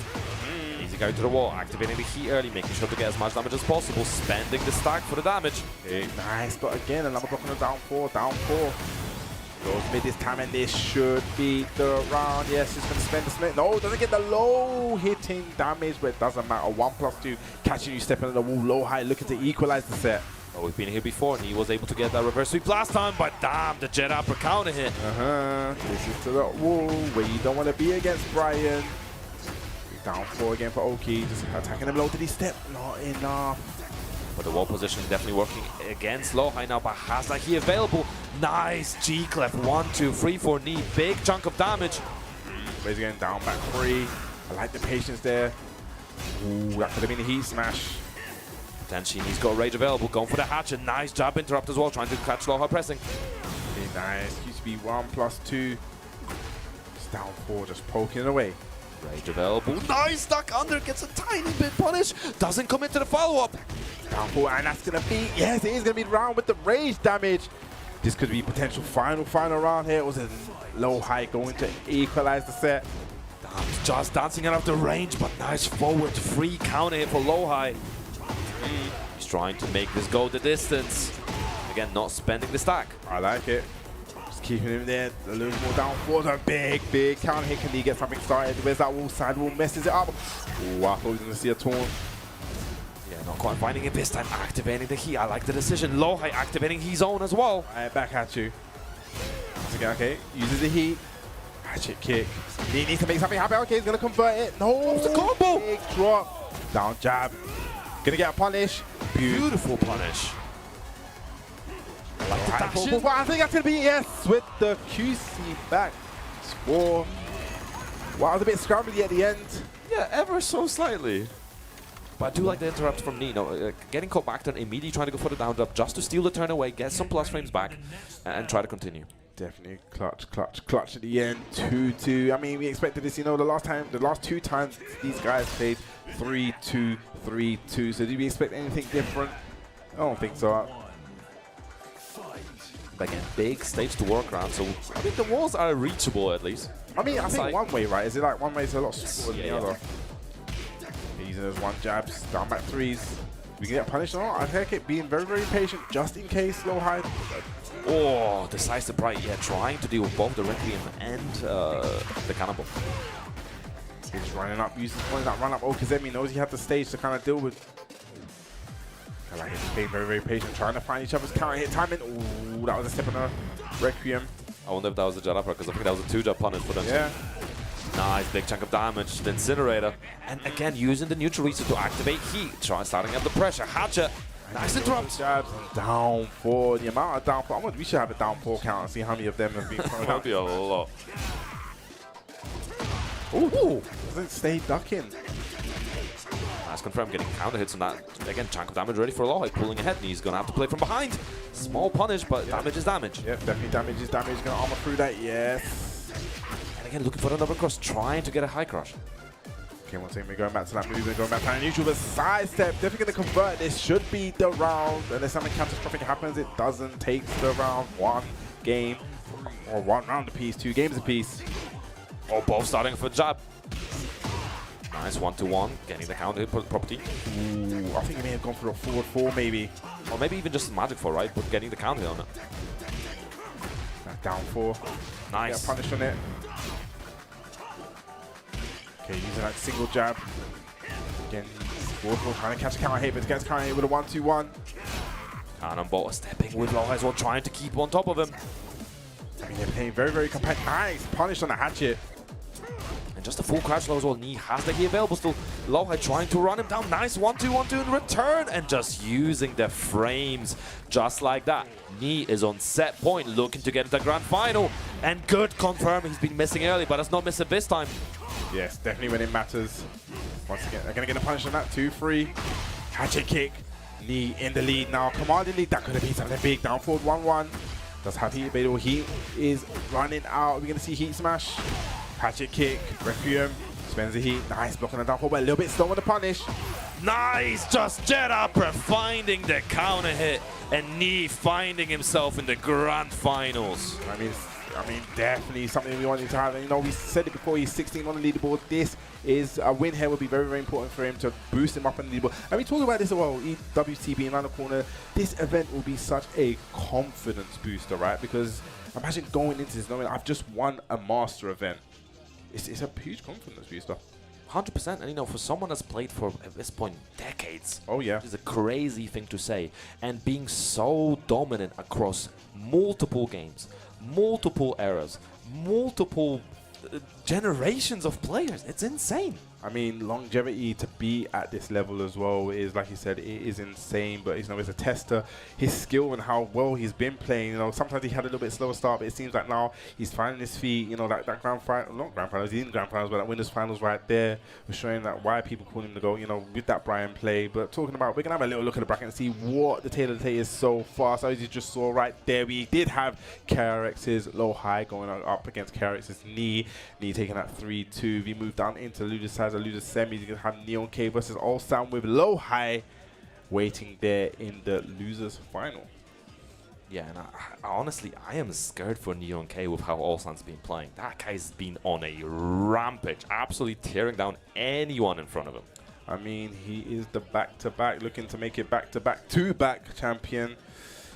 I mean, it's going to be a great match. Like I said, I feel like with Neon K, it's definitely, one, it's going to be an experience with him, and two, it can be something that can, you know, really, really make or break him. But talking about Ulsan, you have to, or every time you talk about Ulsan, you have to mention EWC, of course. Yes, scan to stay ahead, be the first to get news and updates. We are not far away. I believe the LCQ is next week. I believe it starts on a Friday, I think, next week, Friday. I think it's a 3-day event, and then the following week on the 5th, we are going to get to the finals where some of the best in the world will congregate to see who will reign supreme at the Esports World Cup. As you see right there, Ulsan holding that golden plate, waiting to take a third one home. you know, rise above and watch the world's best is this year in Paris. And, you know, if you can make it out there, scan the QR code, get some tickets, go out there, support your team, support your favorite players. I'm guaranteeing you, you know, if the last two have anything to go by, it's going to be an amazing event. 100%. And while you're already buying things, maybe consider looking into Rage Astral Systems merch as well. 3 lovely t-shirts for Tekken 8. We have the King design, we have the Rain, and we have the Xiaoyu. Obviously, we were talking amongst ourselves before about which colors we like the most. I would definitely be going for the orange.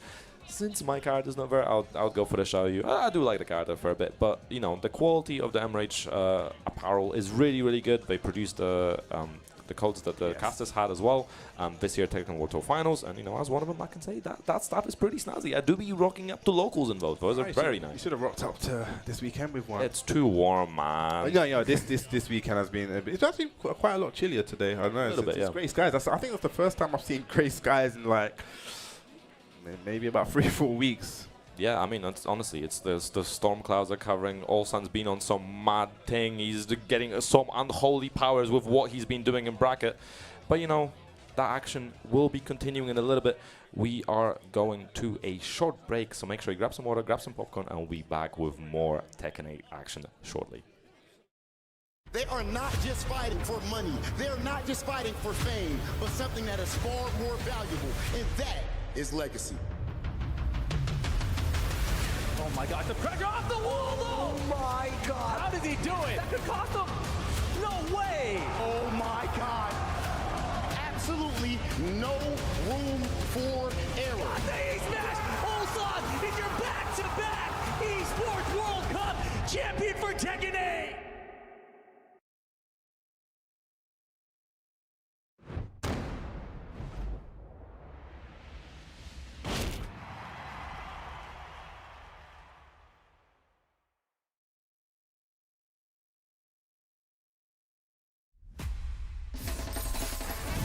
Hunger's the root cause of conflict. Join me, and we'll feed the world. Okay. Get ready for the next battle. Tekken 8! New Challenger! The hero has arrived.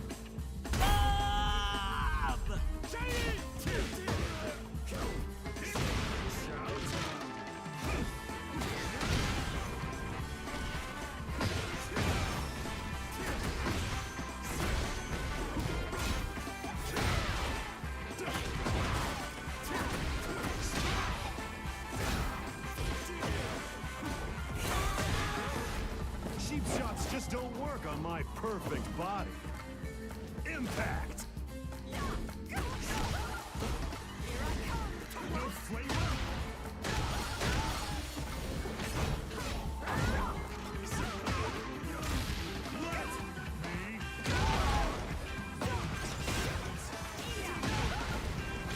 I hope you're ready.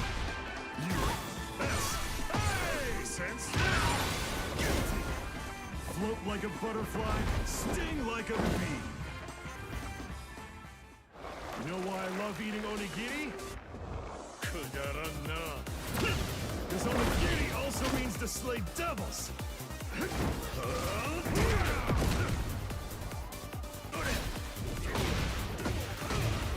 Let's go.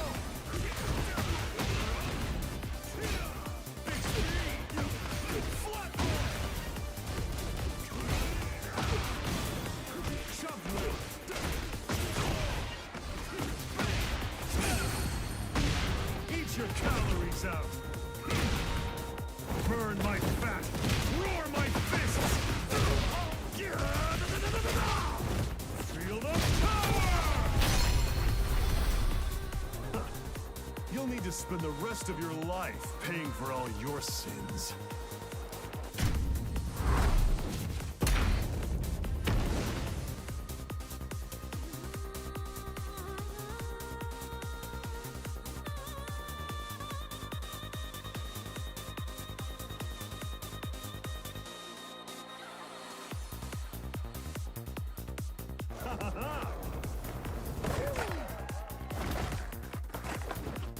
The hero has arrived.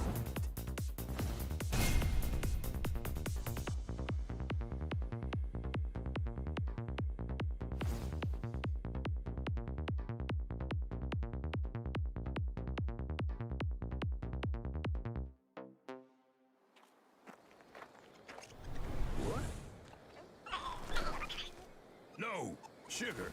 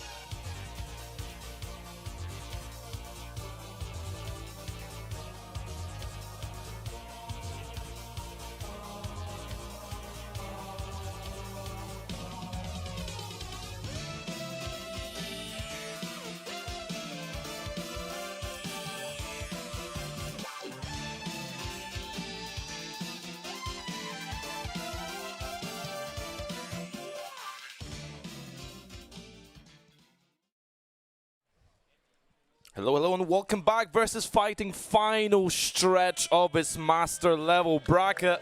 My name Palnef again. Bubsy joining me on the bracket.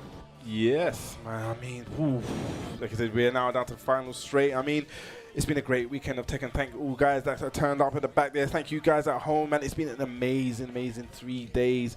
But like I said, we're down to the final segment to see who's going to take down those points. So let's have a look at the bracket right there. We got Knee sitting pretty in grand finals. We're going to move down into the losers semi-final here. We're going to have UK's own Neon K's. Probably this is another one of his standout performances, but he's going up against a guy that needs no introduction. He's been playing crazy out of the loser side. That is Ulsan.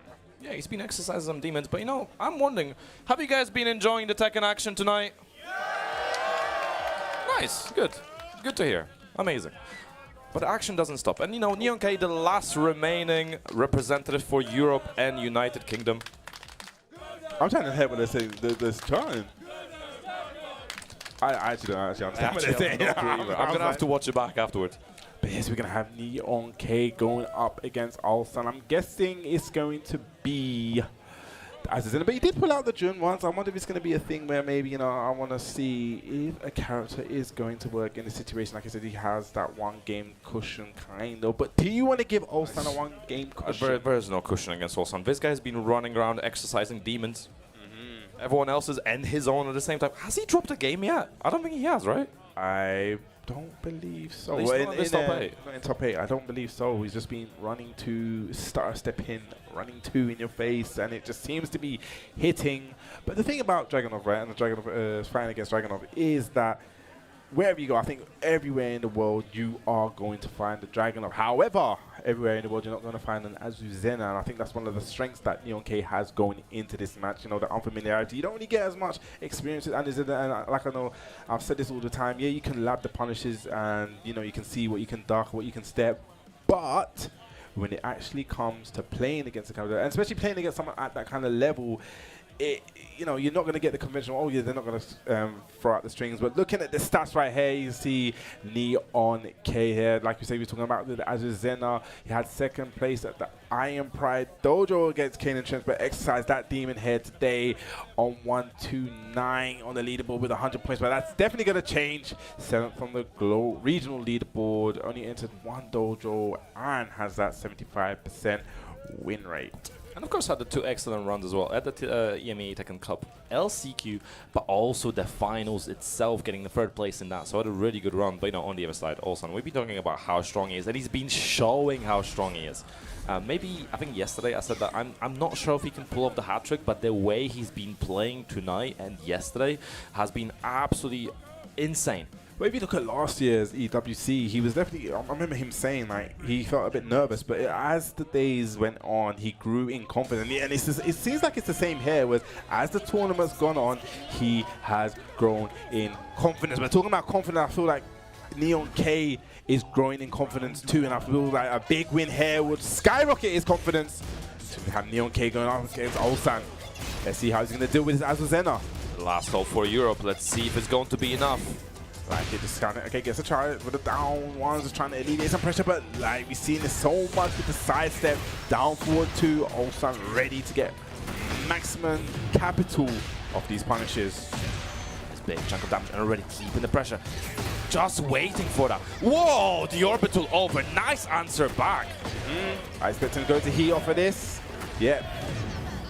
Spice down for 6, spicing that up for 3+4. What's the mix up? Okay, plus range holds forward again. More plus range, heat smash. Goes to the sweep bang.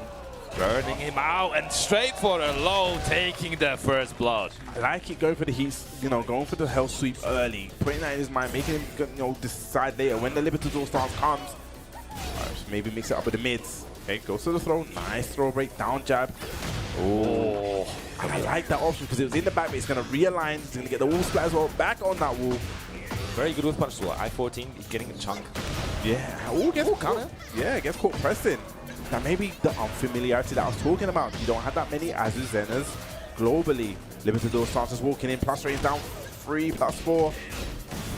Yeah, spending it straight away. Has a bunch of great life to work with.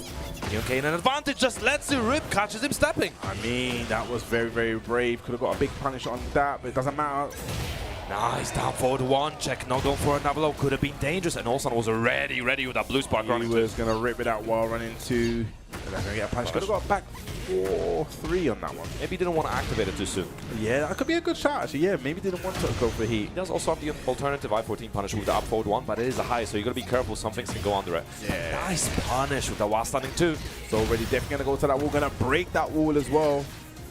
We're going to find no, the 4-3 not connecting. Spends it to makes it go heat.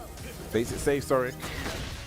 4-3 and the QCF4 catching what kind of wake up he was doing. But he tried to keep up. I think it was a spring kick potentially. Either one of two. I think it might have been a spring kick. Neon is still ahead, getting a counter. Pressing on every round start right now. Different options every time though. And that's going to be like again. He catches him in the back, uses the heat engagement just to realign. Gets the wall as well. Up on the wall. Wants to miss up pigeon roll. No, doesn't go for the pigeon roll. Mix me up there. And immediately trying to catch a step. Nicely done. I don't know, two didn't actually connect on the ground. Yeah, I thought it always hit grounded, but it doesn't matter anyway. Neon K needs to make something happen. Ops to go into heat. What can you do here? Down jab, trying to steal some frames, but just dashes into the jab. Like we said before, Ulsan so good at using the jab offensively, defensively. Nice, Ulsan already piling under pressure. Does not commit. At this time, commit. Try to interrupt. You can't jab and drop in between, but was a bit too slow, and Ulsan reaping the rewards of that. That position, a little bit. I think he was in two minds of what to do. Nice pigeon roll 2, goes slides in. He did go for the fuzzy as well, spending the heat, trying to keep it going. 1-2, not overcommitting. Nice punish from Nuke. Could have been bigger, but damage is damage. Yes, there's definitely damage is damage. Got something. Payne very patient now. Payne goes to the mid option. Back 4. And like also again, just small checks while standing for down to. Not overcommitting on anything and taking the first game. And it was all Neon K, but he's stealing just the entire timing, the entire tempo, all the momentum on his side now. I mean, it seems like when he gets to those end round situations that Ulsan is just so good. Like I said, he plays it at 0 range, he dashes at you, he makes you, he kind of like forces you with that movement to do something, make a read. And you see, and he always keeps it nice and compact also. Aggressive movement, compact Tekken. Down back ice. Going in the back 3. Ulsan was trying to catch him stepping. Okay, that's 3 lows, 4 lows in a row. Down jabbing. Look at all this pressure. 3+4 from Libertador stance. While standing one gets a counter hit. Okay, well, we're going to get something started. Okay, now he's going to go for the heat burst. Yeah, we're going to go to the wall. Okay, nice. Down 3+4. Gets a plus frames and goes to the heat smash. I like the decision because we'll go on the jabs as well. Yes. Step into heat smash, beating out the jab. And that's a way to respond, getting the 7 golden letters. One way to stop the momentum, but gonna get a punish. Shoulder gonna take it towards wall. Forward 3. Trying to stop him stepping. Nice wave punish from Ulsan. He's just running it down again. Guess what? Nice. Okay. 1 and 3. But Preston right now was counter hit. Bad situation to be in while standing 4. We've seen him use the while standing 3 quiet for a bit, especially earlier. Down 4-1, and again just down jab just to check in. Okay, I like the use of the power crush. Want to take some of that turn back. That's gonna get punished. Yes, that is launch punishable while standing 2.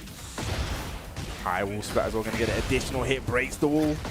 Gets another wall and stabilizing a couple. What more can he get? Another one. He was almost went to another one with it. That's crazy. It's a bad position. Yeah, that's gonna be. Oh, goes for the shoulder, so it's not gonna get the launch. Okay, back to roll. I like it. Activates heat. Safe activation. Nice jab. Gets just a throw. Gonna get something started here. Nice 4-4-3. Spike down, getting the sun's pressure. Okay, does not stop the back turn 1-2, and that's gonna be the round. Unfortunate trade there. That was an incredible flow from Neon K. If only he could have got a bit more out of it. Yeah. Once again, just doing that start step in his face. Again. Whoa. UCF1 out of nowhere. Down from downtown. Nice carry, keeping the wall play and mixing up the options and now getting those hatches and another one. Running 2 pressure. No, that's a foot. Nice punish on the 4-4-2. Miss input there from Ulsan. That is going to be the round. Going to keep it nice and simple. Goes for the hatchet kick. And he has so much control now. Every time Neon K tries to contest, we either saw, hatchet to running to keep that pressure going, mix up the move choice, and then also the 1-to-1 to just keep stealing that pressure. And Neon K 2 games down is going to be a tough one on him. Long way to go back in this set. Yes, but if anyone can do it, Neon can do it. Last chance saloon. I've had a feeling this will be a pivotal match for him. But let's see how he can handle this. Got a lot of pressure, got a lot to make up. Just 2 games to make up. Nice try to go for the delay, gets caught counter hit, running to so much damage. Nice combo from Ulsan. Yeah, so that's an option I've never actually seen. Just slicing in there, this is all looking awesome. And using the running slide as well, you have to guess because a natural hit, it does actually go into the attack throw. Yeah, and using the power crush, trooper roll. Nice, good interrupt. But has a long road ahead of him. Talking about wrong rolls, gets heat 3-3 guaranteed off of that. Nice, more plus frames. We can see a heat smash soon. Okay, more plus frames. There we go, spending it. Okay, nice. Oh, nice, 1-2. We get down forward 1.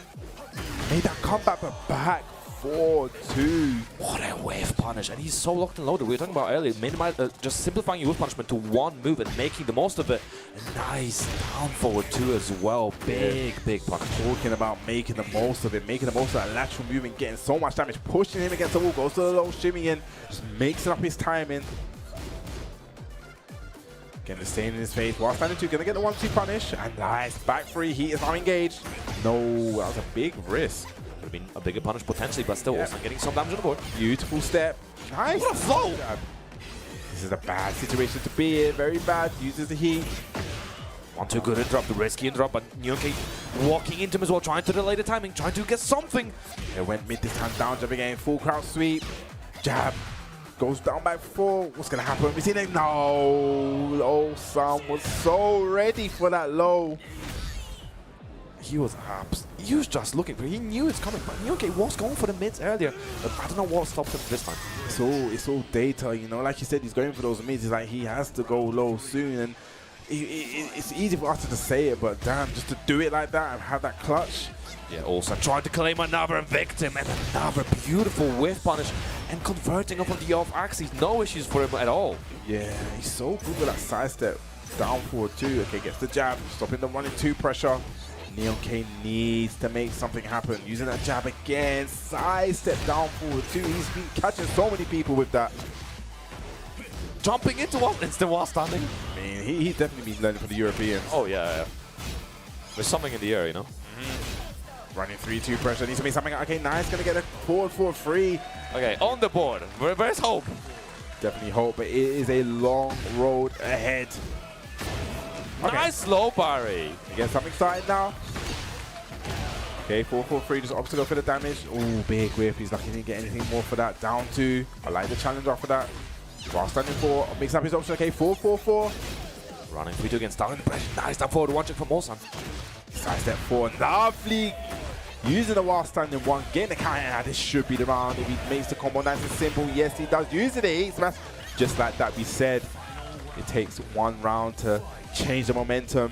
Nyonke needs this round. Still set point for Ulsan, and we've seen him dominate these final rounds with brutal efficiency. Definitely Nyonke's a little bit more on the front foot, but just as I said, that Ulsan trying to take back his turn, using that jab, what he's so good at. Down forward 1 pressure, just keeping it very, very compact. 1 and 2s. Back to 1. Nice little check. Good punish from Nyonke. Okay, ready for 1. No, again, great read on these lows. What's the follow-up? Using up forward 1, sending him to the wall. Running 2, I love that delay as well. A QCF1, barring anything if he drops his combo, I think this should be the round. Also go for the heat burst just to make sure the combo gets realigned there. Ulsan taking it 3-0, but Nyonke bowing out. I mean, this was such a great showing for him. I'm sure he's made loads of people in the UK proud. Guys, can we give it up for Nyonke, please? Such a good showing from him. Very, very good run. Highest placing of the UK and EU players, so excellent work, Nyonke. Stand proud. You did good.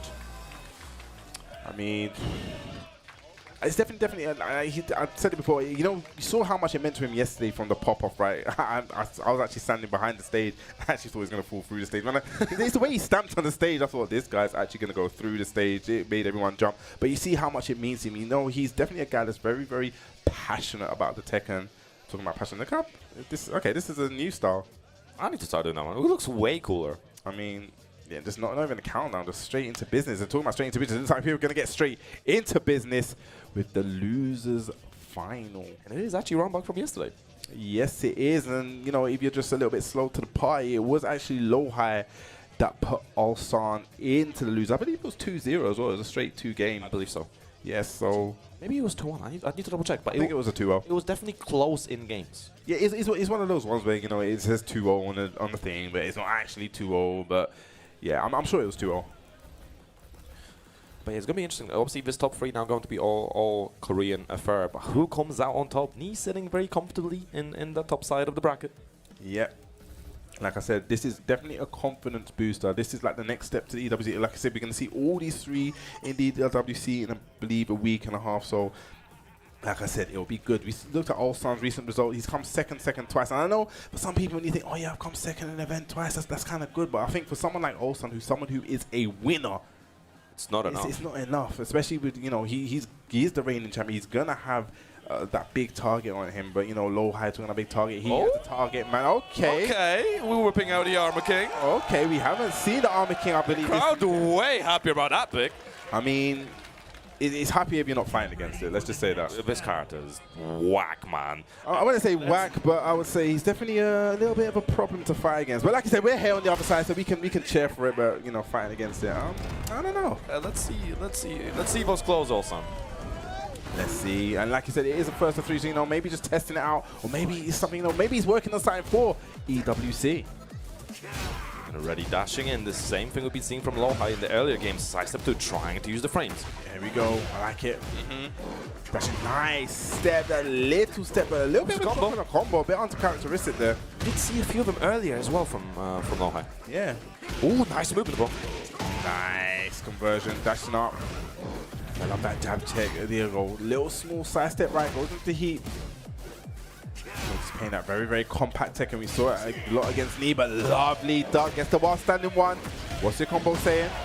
There we go. Gonna activate heat. Definitely does. Gets to the wall as well. Big mix up potential. We're gonna go heat smash. Does he have a skill? No, it doesn't. The Raider won't kill, but this is going to be a lot of damage. Is this dead? Go on, call it now, call it now, call it now. No, it's not. It's not. It's not. I was gonna say 80 damage. Oh, 79. Oh, that's sharp. Redemptions. I like it. See, 1 round from Lowhigh. That was a great rage art. Nice check. Down forward 1. Good break already. I thought that was an ISW. I thought that was a shining wizard. Down forward 1. Big whiff on the hop kick. Trying to get something started. Ooh, sidestep. Lowhigh really getting into that close range. A nice heat smash. I love it. It looked like a little delay as well. +4. Put a little bit of delay in, make you have that full sense of security. Go straight to the heat smash. Nice wave from Ulsan. Realigning as quick as he can. And once again, we get into that small compact tech and just playing at range 0. Not much going on. Just, you know, little pokes, little buttons. Spacing out just simple checks while standing 4. Hit jabs and mids, little bit of lows. Nice punish on the down. You don't really see people do that. And talking about do that, pressing buttons in between again, a big counter hit. Dash up, yeah, gonna get the heat burst. First to the heat party, 30 seconds to go. Lowhigh pushing back. Again, nice throw break. Down 2, down forward. So once again, going to the slow Tekken. Requiem. Spin it down forward 1-1, gonna confirm that. And down 4. That had some range. That had a little bit extra range on that one. Yeah, it definitely did. It's such a good low between instructing, between the fact that, you know, it's actually decent, okay, decent frames, and the range. And the thing that I used to do before as well is I used to push you back out of range, even on block, so it was quite difficult to deal with. But yeah, back to Dragunov. Well, I guess that's not, the crowd didn't want to see that one. Yeah, the crowd. I mean, the guy wants to win, guys. Yeah. I respect the attempt. No, you know, sometimes you can't please the crowd. We don't want to be losers. This is why we remember what happened when we made JDCR played Heihachi in like 2017 and he just got bodied. It was so sad, man. Or every time we made John Ding play Lucky Chloe. These guys, man, the crowd, man. Using that down forward 1. So, you know, he's definitely more comfortable in this. I'm sure he's played against Bryan a lot with this Dragunov. Probably a classic match that we've seen many a time as well. And once again, they're going to be playing a small tech of a lovely punish on the down 2. Hatchet. I got a hatchet that's better than yours. Oh, finding the counter here on the cannonball. Yeah, now I can't hit the running 2.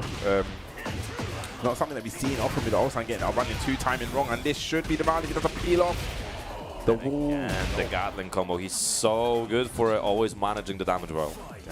Lowhigh looking strong. Lowhigh showing why people say he was one of the favorites. Definitely to take it this weekend. Just going back to that small take of that jab. Down fours, just mixing up with the timing.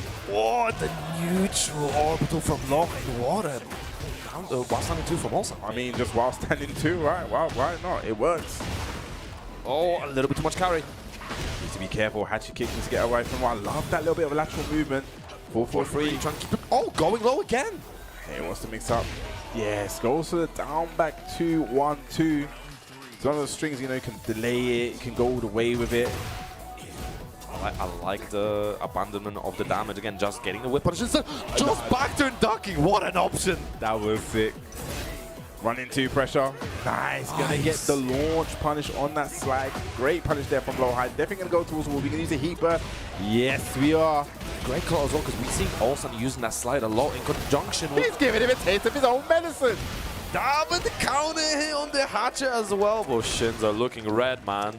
Kicking in them shins. Better get them shin pads. Down for one. Like he's playing that small Tekken again. Okay, Heat is now engaged. Right into big counter hit. Gonna get back on this wall. We can go for the pigeon roll. Down 2. Hatchet kick. All right, the pace is definitely picked up here. Oh. Nice punish. Okay, I love that realignment. Went for the back 4. Went that big boy damage again. Went for the back 4. We know what he wants. Using that jab. Gonna push himself away from the wall with a 1-2-1 with the heat. Again. The little delays on the full crush. Nice, the cancel. I love the cancel. Nice. This time gets a side step. 2-1. Down 4. Okay, plus frames, plus 5. Now again, could have got punished there with jabs. Down 2. And they're just dancing around constantly. Both trying to find 1-2-1. Still tracking. What's gonna happen? They got 13 seconds. There's a cannonball straight. Counter hit as well. Catching the timing. The interesting thing about the cancel as well, the Bryan cancel, is that it's actually incredibly minus. I think upwards of like -15 to -20. Okay. But obviously, you're always scared of the follow-up, so you're probably not going to try to press into it. But if you do try, it is pretty minus. Talking about do try, he needs to try something now because Lowhigh is looking like he picked up from their match yesterday. Guess this must be 4 games straight now. A nice low parry. There we go. Gonna find that wall. Didn't get a high enough wall splat. Counter as well, confirming. Again, that full crouch low from Ulsan, making the most of it. Love that lateral movement. Ooh, wait for some torn stuff. I love these sides at 4-4-2. Gonna get a hit. Immediately looking for that forward 1+2 as well. Also trying to get the pressure going. Running 2. Does not have activated yet, but might activate soon. Nice. That's a nice conversion with the down 4-4. Okay, he has run out from Lowhigh. Cannonball straight. We've seen many of them counter hit. Needs to be very, very careful. Lovely jab going back to that. Also, Tekken gonna get the. Yes, guaranteed back. Max damage. Nice. Decides to Bryan on the neutral orbital. And beautiful whip punish from Ulsan. Yes. He's been so good with his lateral movement and punishing. Back 3 counter hit, extinguishing the great health. Not that there was any yet, to be fair. There was none there. It's just a good measure. Stashing up down 2. Yeah, gonna get the jab punish on that. Down 4-1 person. Once again, we're going to that compact Tekken, those quick mids. And again, dashing into back 3, trying to catch Lowhigh's movement. Yeah, gonna get a punish on the while standing 2. Just dashing in his face, using that movement, nice. And pushing him into the wall at the same time. This is wall carry, but standing in nice counter hit. Yeah. free. Being out the armor, goes there again. Probably expected he bet 4-4-2. He is now engaged. What's the last? A nice block and a punish. And that's definitely gonna hit. He starts catches him out there, swatting the fly. Ulsan down but not out. Looking 2 rounds, but talking about that big counter hit, cannonball straight. We're going to the wall. Keeping the stack again. We've seen that a lot. He's not opting for the damage. Yeah, needs to fight away from this wall, but like you said, just caught pushing him. Gonna get a punish there. 4-2, great punish. Down forward 1-1-2. And again, going this time for the up forward 2. Such a good move as well. So good. It's got actually decent bit of tracking in it as well. Again, what can Ulsan do? Man, that was instant. And again, just trying to use his homing moves as much as possible, trying to keep Lowhigh from stepping. Going down to just a jet upper. Big counter hit, catching the timing.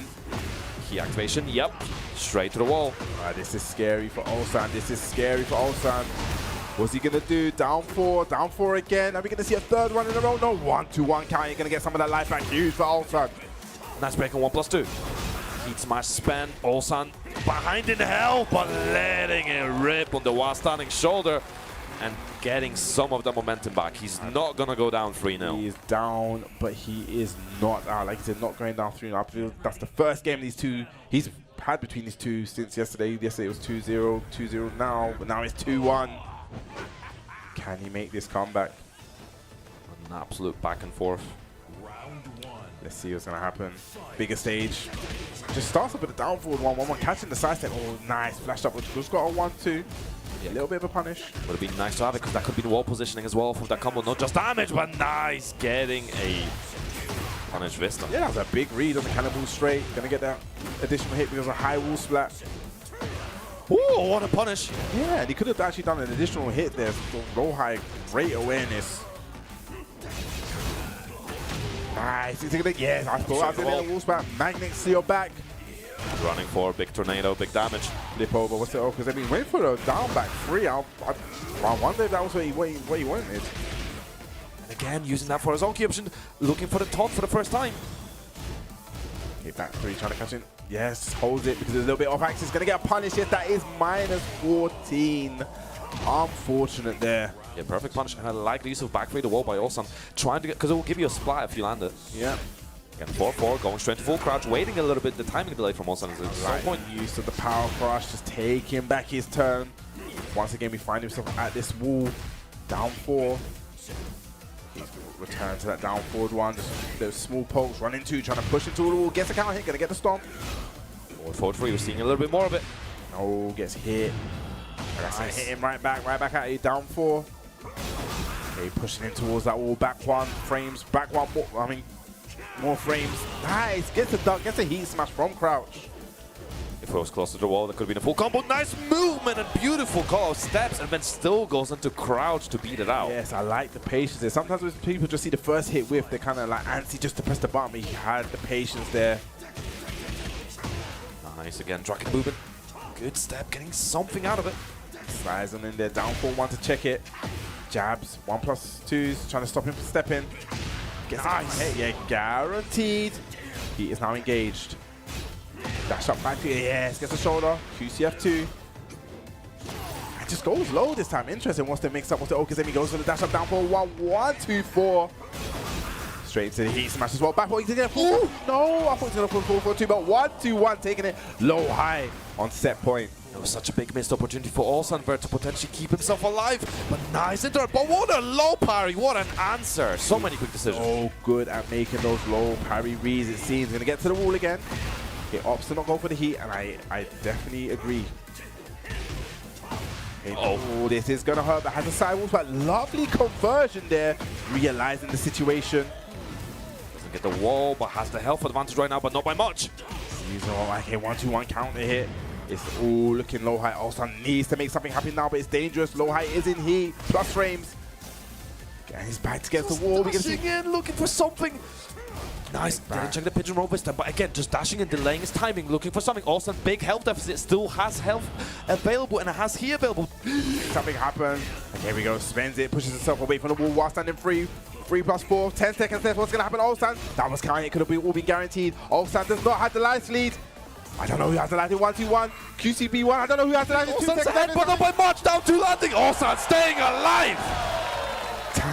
Right down to the wire. But not out of the woods just yet. Already getting a counter hit. Lowhigh stacking a bit of damage really early. Nice 2-1 in return. Okay, 1-2, down 4. Once again, going back to that so small poking take a nice. Gets his lateral movement. Down 4-2. Going to that wall.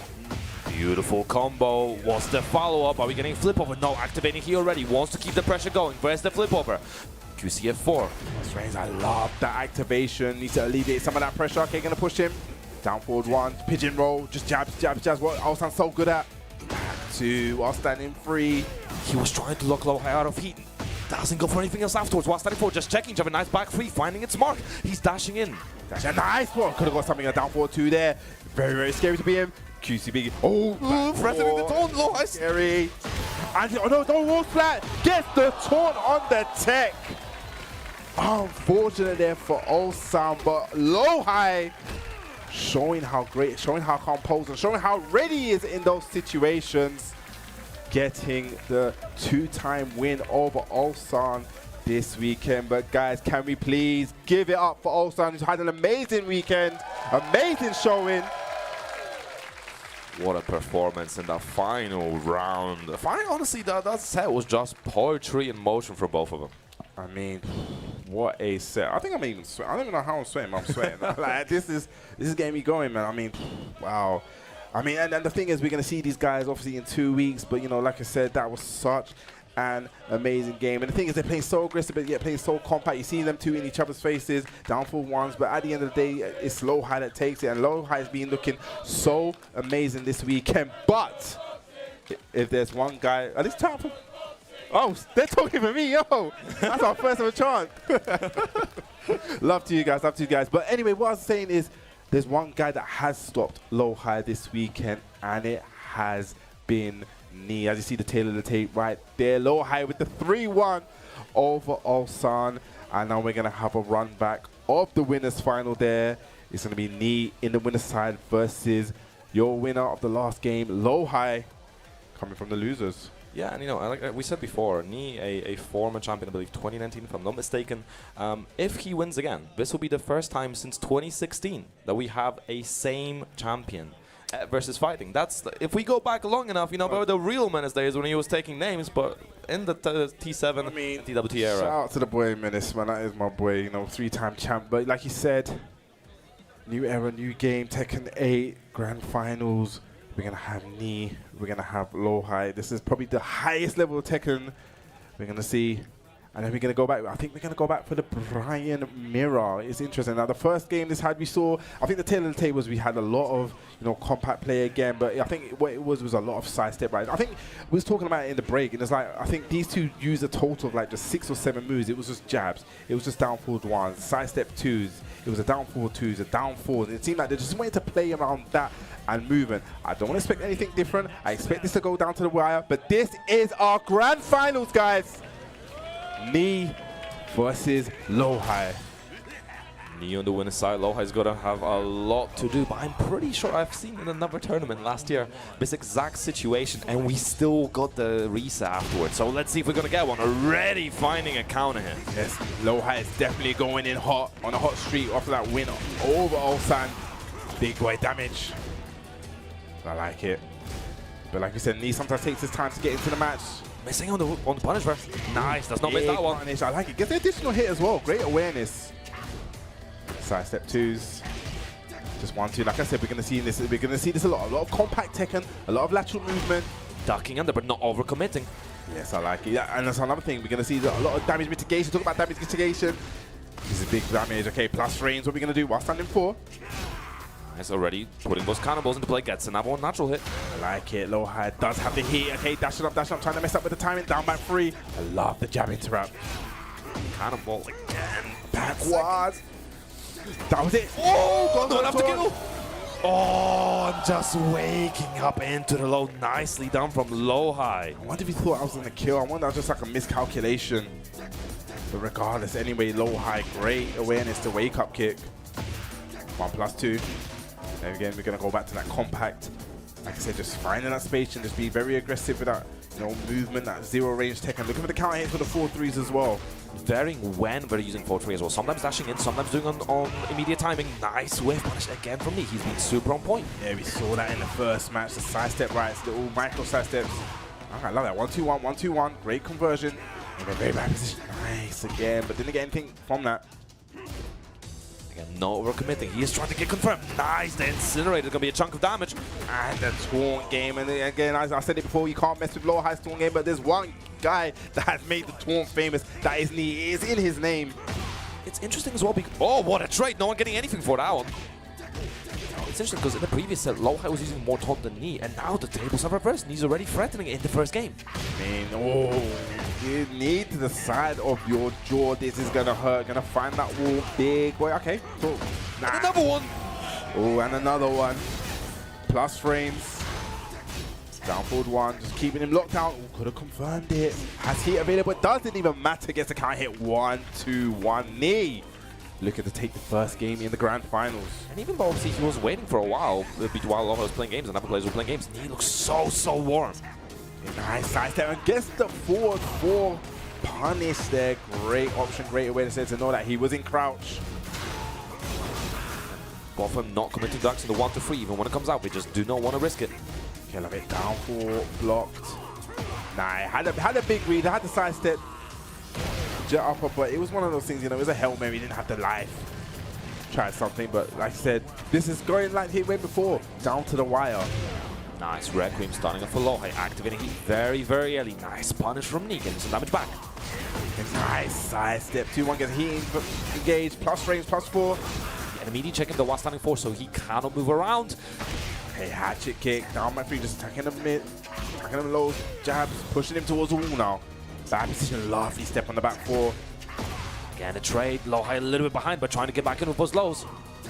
They just dash out, knee pain, you know, just backing out, going back, going forward, back and forth. Oh, no, just going backwards. No buttons are being pressed, showing so much respect to each other.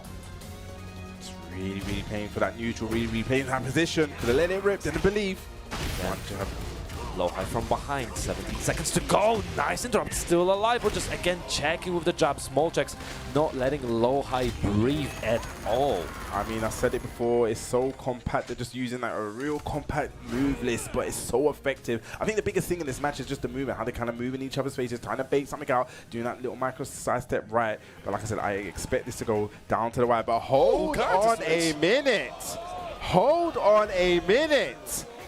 This is a character, we said it before that at the beginning of Tekken 8, it was something he brought out with the Shaheen. This is a character that I have not seen Lowhigh play in forever. I like this character switch. I mean, Shaheen, very good pokes and can be extremely impressive. And obviously Slide, he has a really good Could it be a premature thing? Because I don't think he was doing much wrong. Like, it was 3-2, 3-2, a lot of fine around situations, but I'm here, he's up there, he must know something, he must have seen something. So let's see what Lowhigh is going to bring to the table now. Sometimes switching a character is also a good way to switch your mindset, because a different character, you play, think of them differently, you associate with them different things, so maybe this is a good way to just switch up his playstyle in a massive way.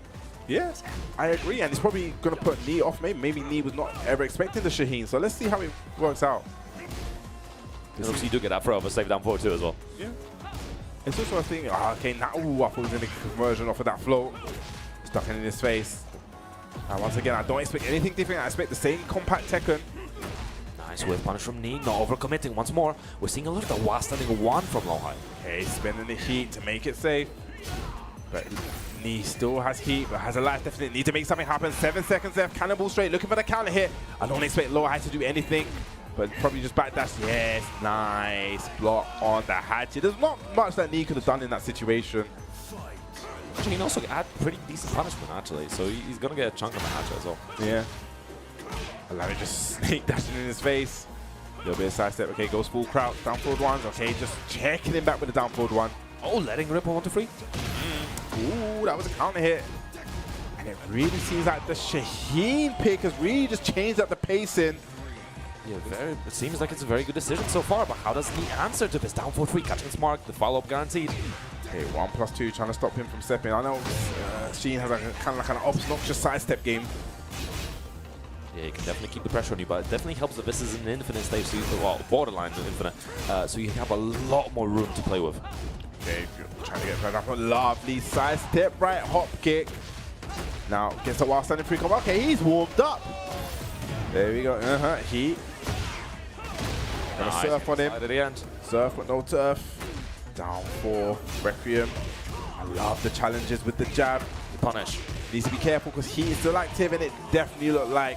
But I like the challenge immediately. Needs gets punished, but Lowhigh knows that there wasn't that many frames that he now gained from that, so immediately challenging with 1-to-1. Now this is going to be interesting because obviously now Lowhigh has shown his cards and now he's on Knee. Is Knee going to go straight back in for the rematch, straight for the Bryan? Because we have seen a Heihachi over the weekend and we're going to see a little bit of a character select.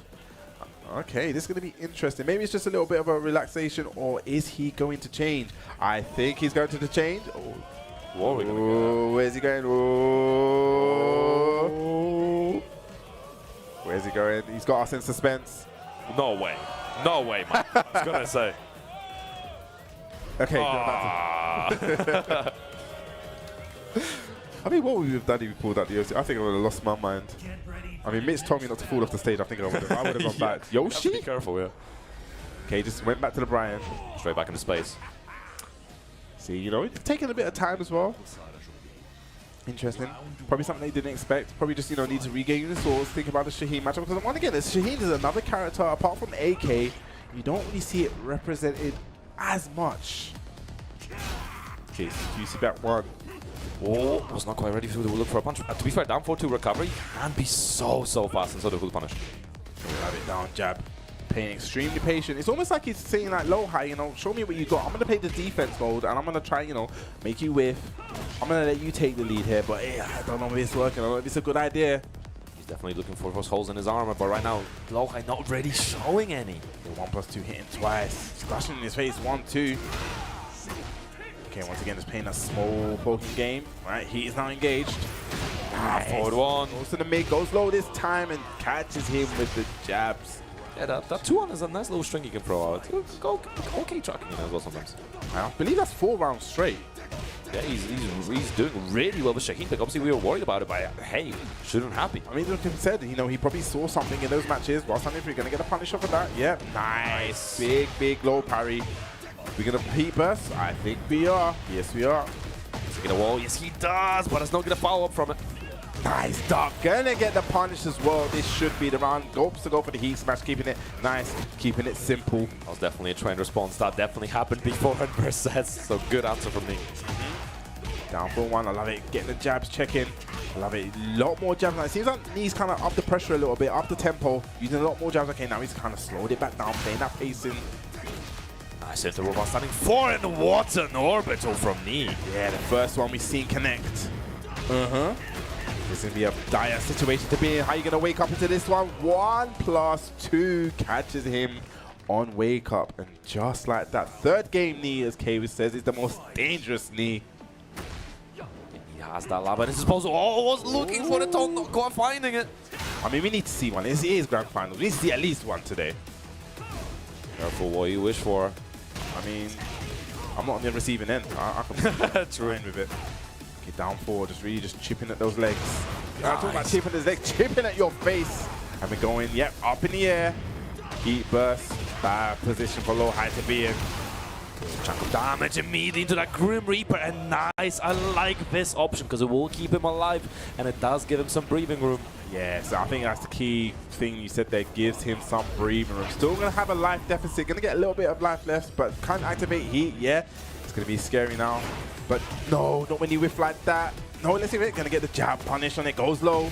Down forward 2, catching him crouching, but wow, standing 4.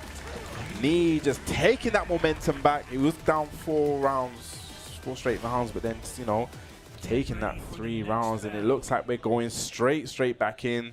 Looks like Lowhigh is going to bet it all on Shaheen. Knee potentially final game of this tournament if he can finish it, but I'm sure Lowhigh will have other ideas. But I love how much he's not scared to interrupt Lowhigh right now. He's just going for the jump and jump for nice punish again. Beautiful punish, showing that he's so aware, so ready for this match. May have taken him one game, but you know, it looks like he's locked straight back in. Yeah, gets the punish again. Full crouch down, 4-2-1. Again, catching him trying to press. Back it down, jab. Keeping in that kind of lockdown, but down back 2-1. Good confirm. Knee trying to get away from the wall. The threat of the wall blast is right behind him. Nice burst. Yes, probably going to sidestep right. Yes, he does. That sidestep right was so good because one, it was going to take him away from the wall. Managed to get a whiff as well, so it was like a bonus. Nice, then again, go for the slide and the turn. But wow, the forward free. Again, he is so on point right now. It feels like he's unstoppable and just found the solution to this card to pick. I mean, definitely found a solution. Nice start. No, confirm. Now, this could be dangerous. Sidewall may save Lowhigh a little bit, but it's going to be a dire situation. Bad situation to be in. Requiem taking it. Knee is on championship point, on versus fighting point.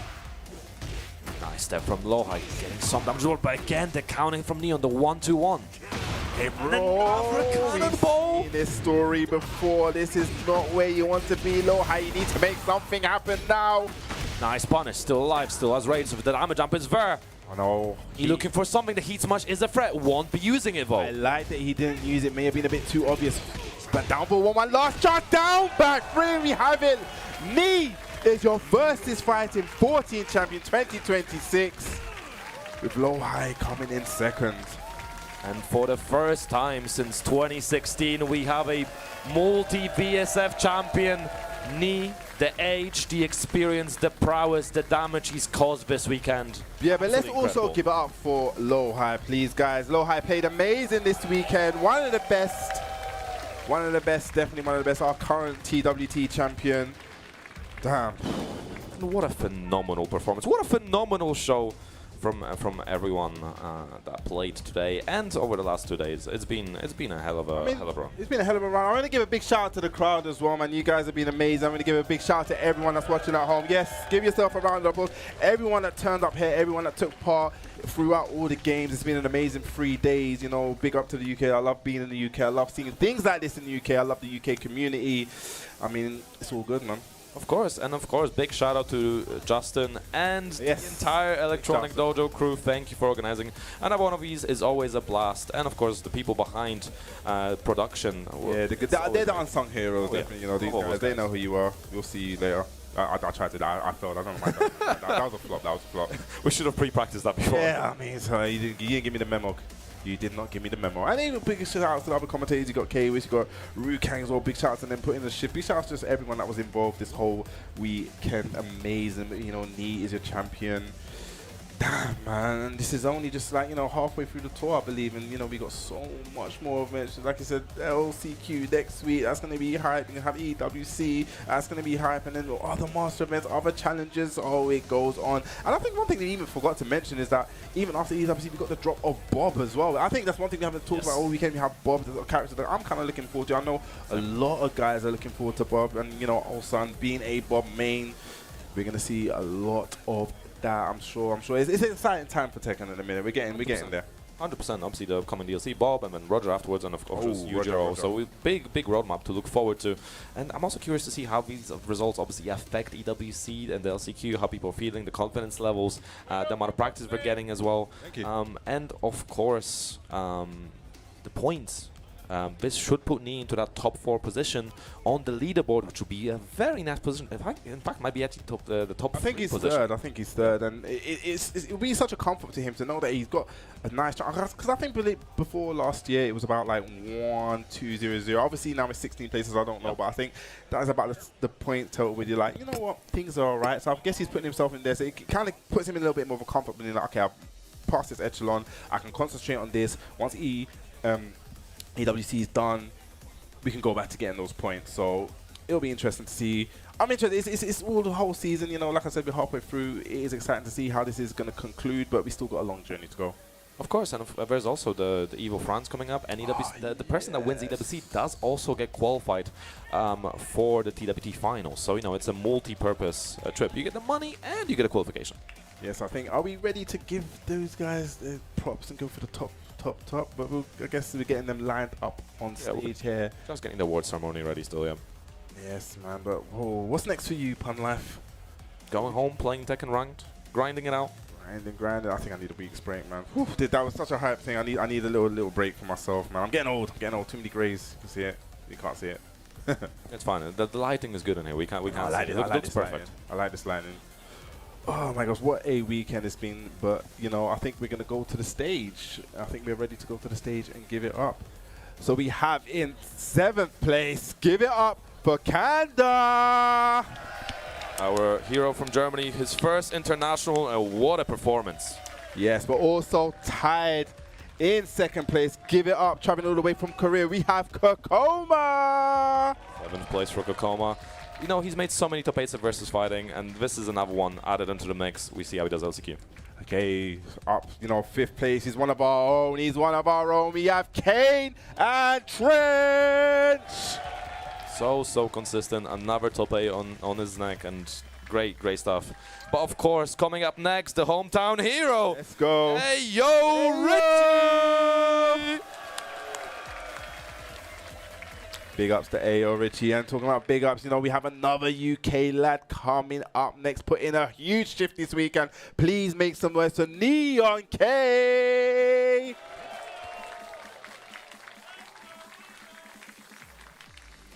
And of course, the legend has been ripping through the bracket. Our two-time EWC champion, Ulsan!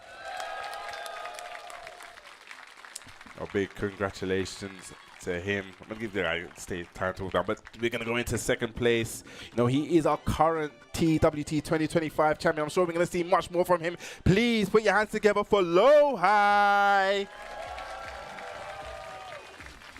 And last, but definitely not least, our two-time VSFighting champion, the legend himself, Nee! It's great to see. It is great to see. Adding on to that already incredible legacy. What a performance. I mean, accolades for days, mate. Just another one to add to skin with the truth. Go on, lift that trophy up. Put it in the air. Come on, put it in the air. Oh, he's got his own lever. I mean, like he doesn't have enough. I mean, the guy has his own lever. He has to be a legend. One of a kind, man. One of a kind. Does he even have any shelf space anymore with all these trophies? I do not know. That's something you're going to have to ask him. Definitely do not know, but big shout out. That has been an amazing top 8. I don't know. It's been amazing 3 days of Tekken. It's just been an amazing, VSFighting always delivers, always. You know, it's one of those bittersweet moments. You know, it's been such an amazing event, but unfortunately things do have to come to an end. But I guess that's just life, innit? Of course, all good things have to come to an end. But like, once again, big thank you to all the TOs, all the production, all the stuff, all the admins. And again, big thank you to the crowd behind us. It's been incredible once again doing this top 8. Bubsy, it's been a pleasure. It's definitely lovely been a pleasure. chilling. You know what? I'm going to let you sign out. I'm going to let you say what you need to say to the people. What do you have to say to the people? What do you have to say to the people in the crowd before we go? Go to your locals, play all the different fighting games, get ready for Bob, because there's going to be a lot of hell sweeps coming. And of course, have a good night. We'll catch you around.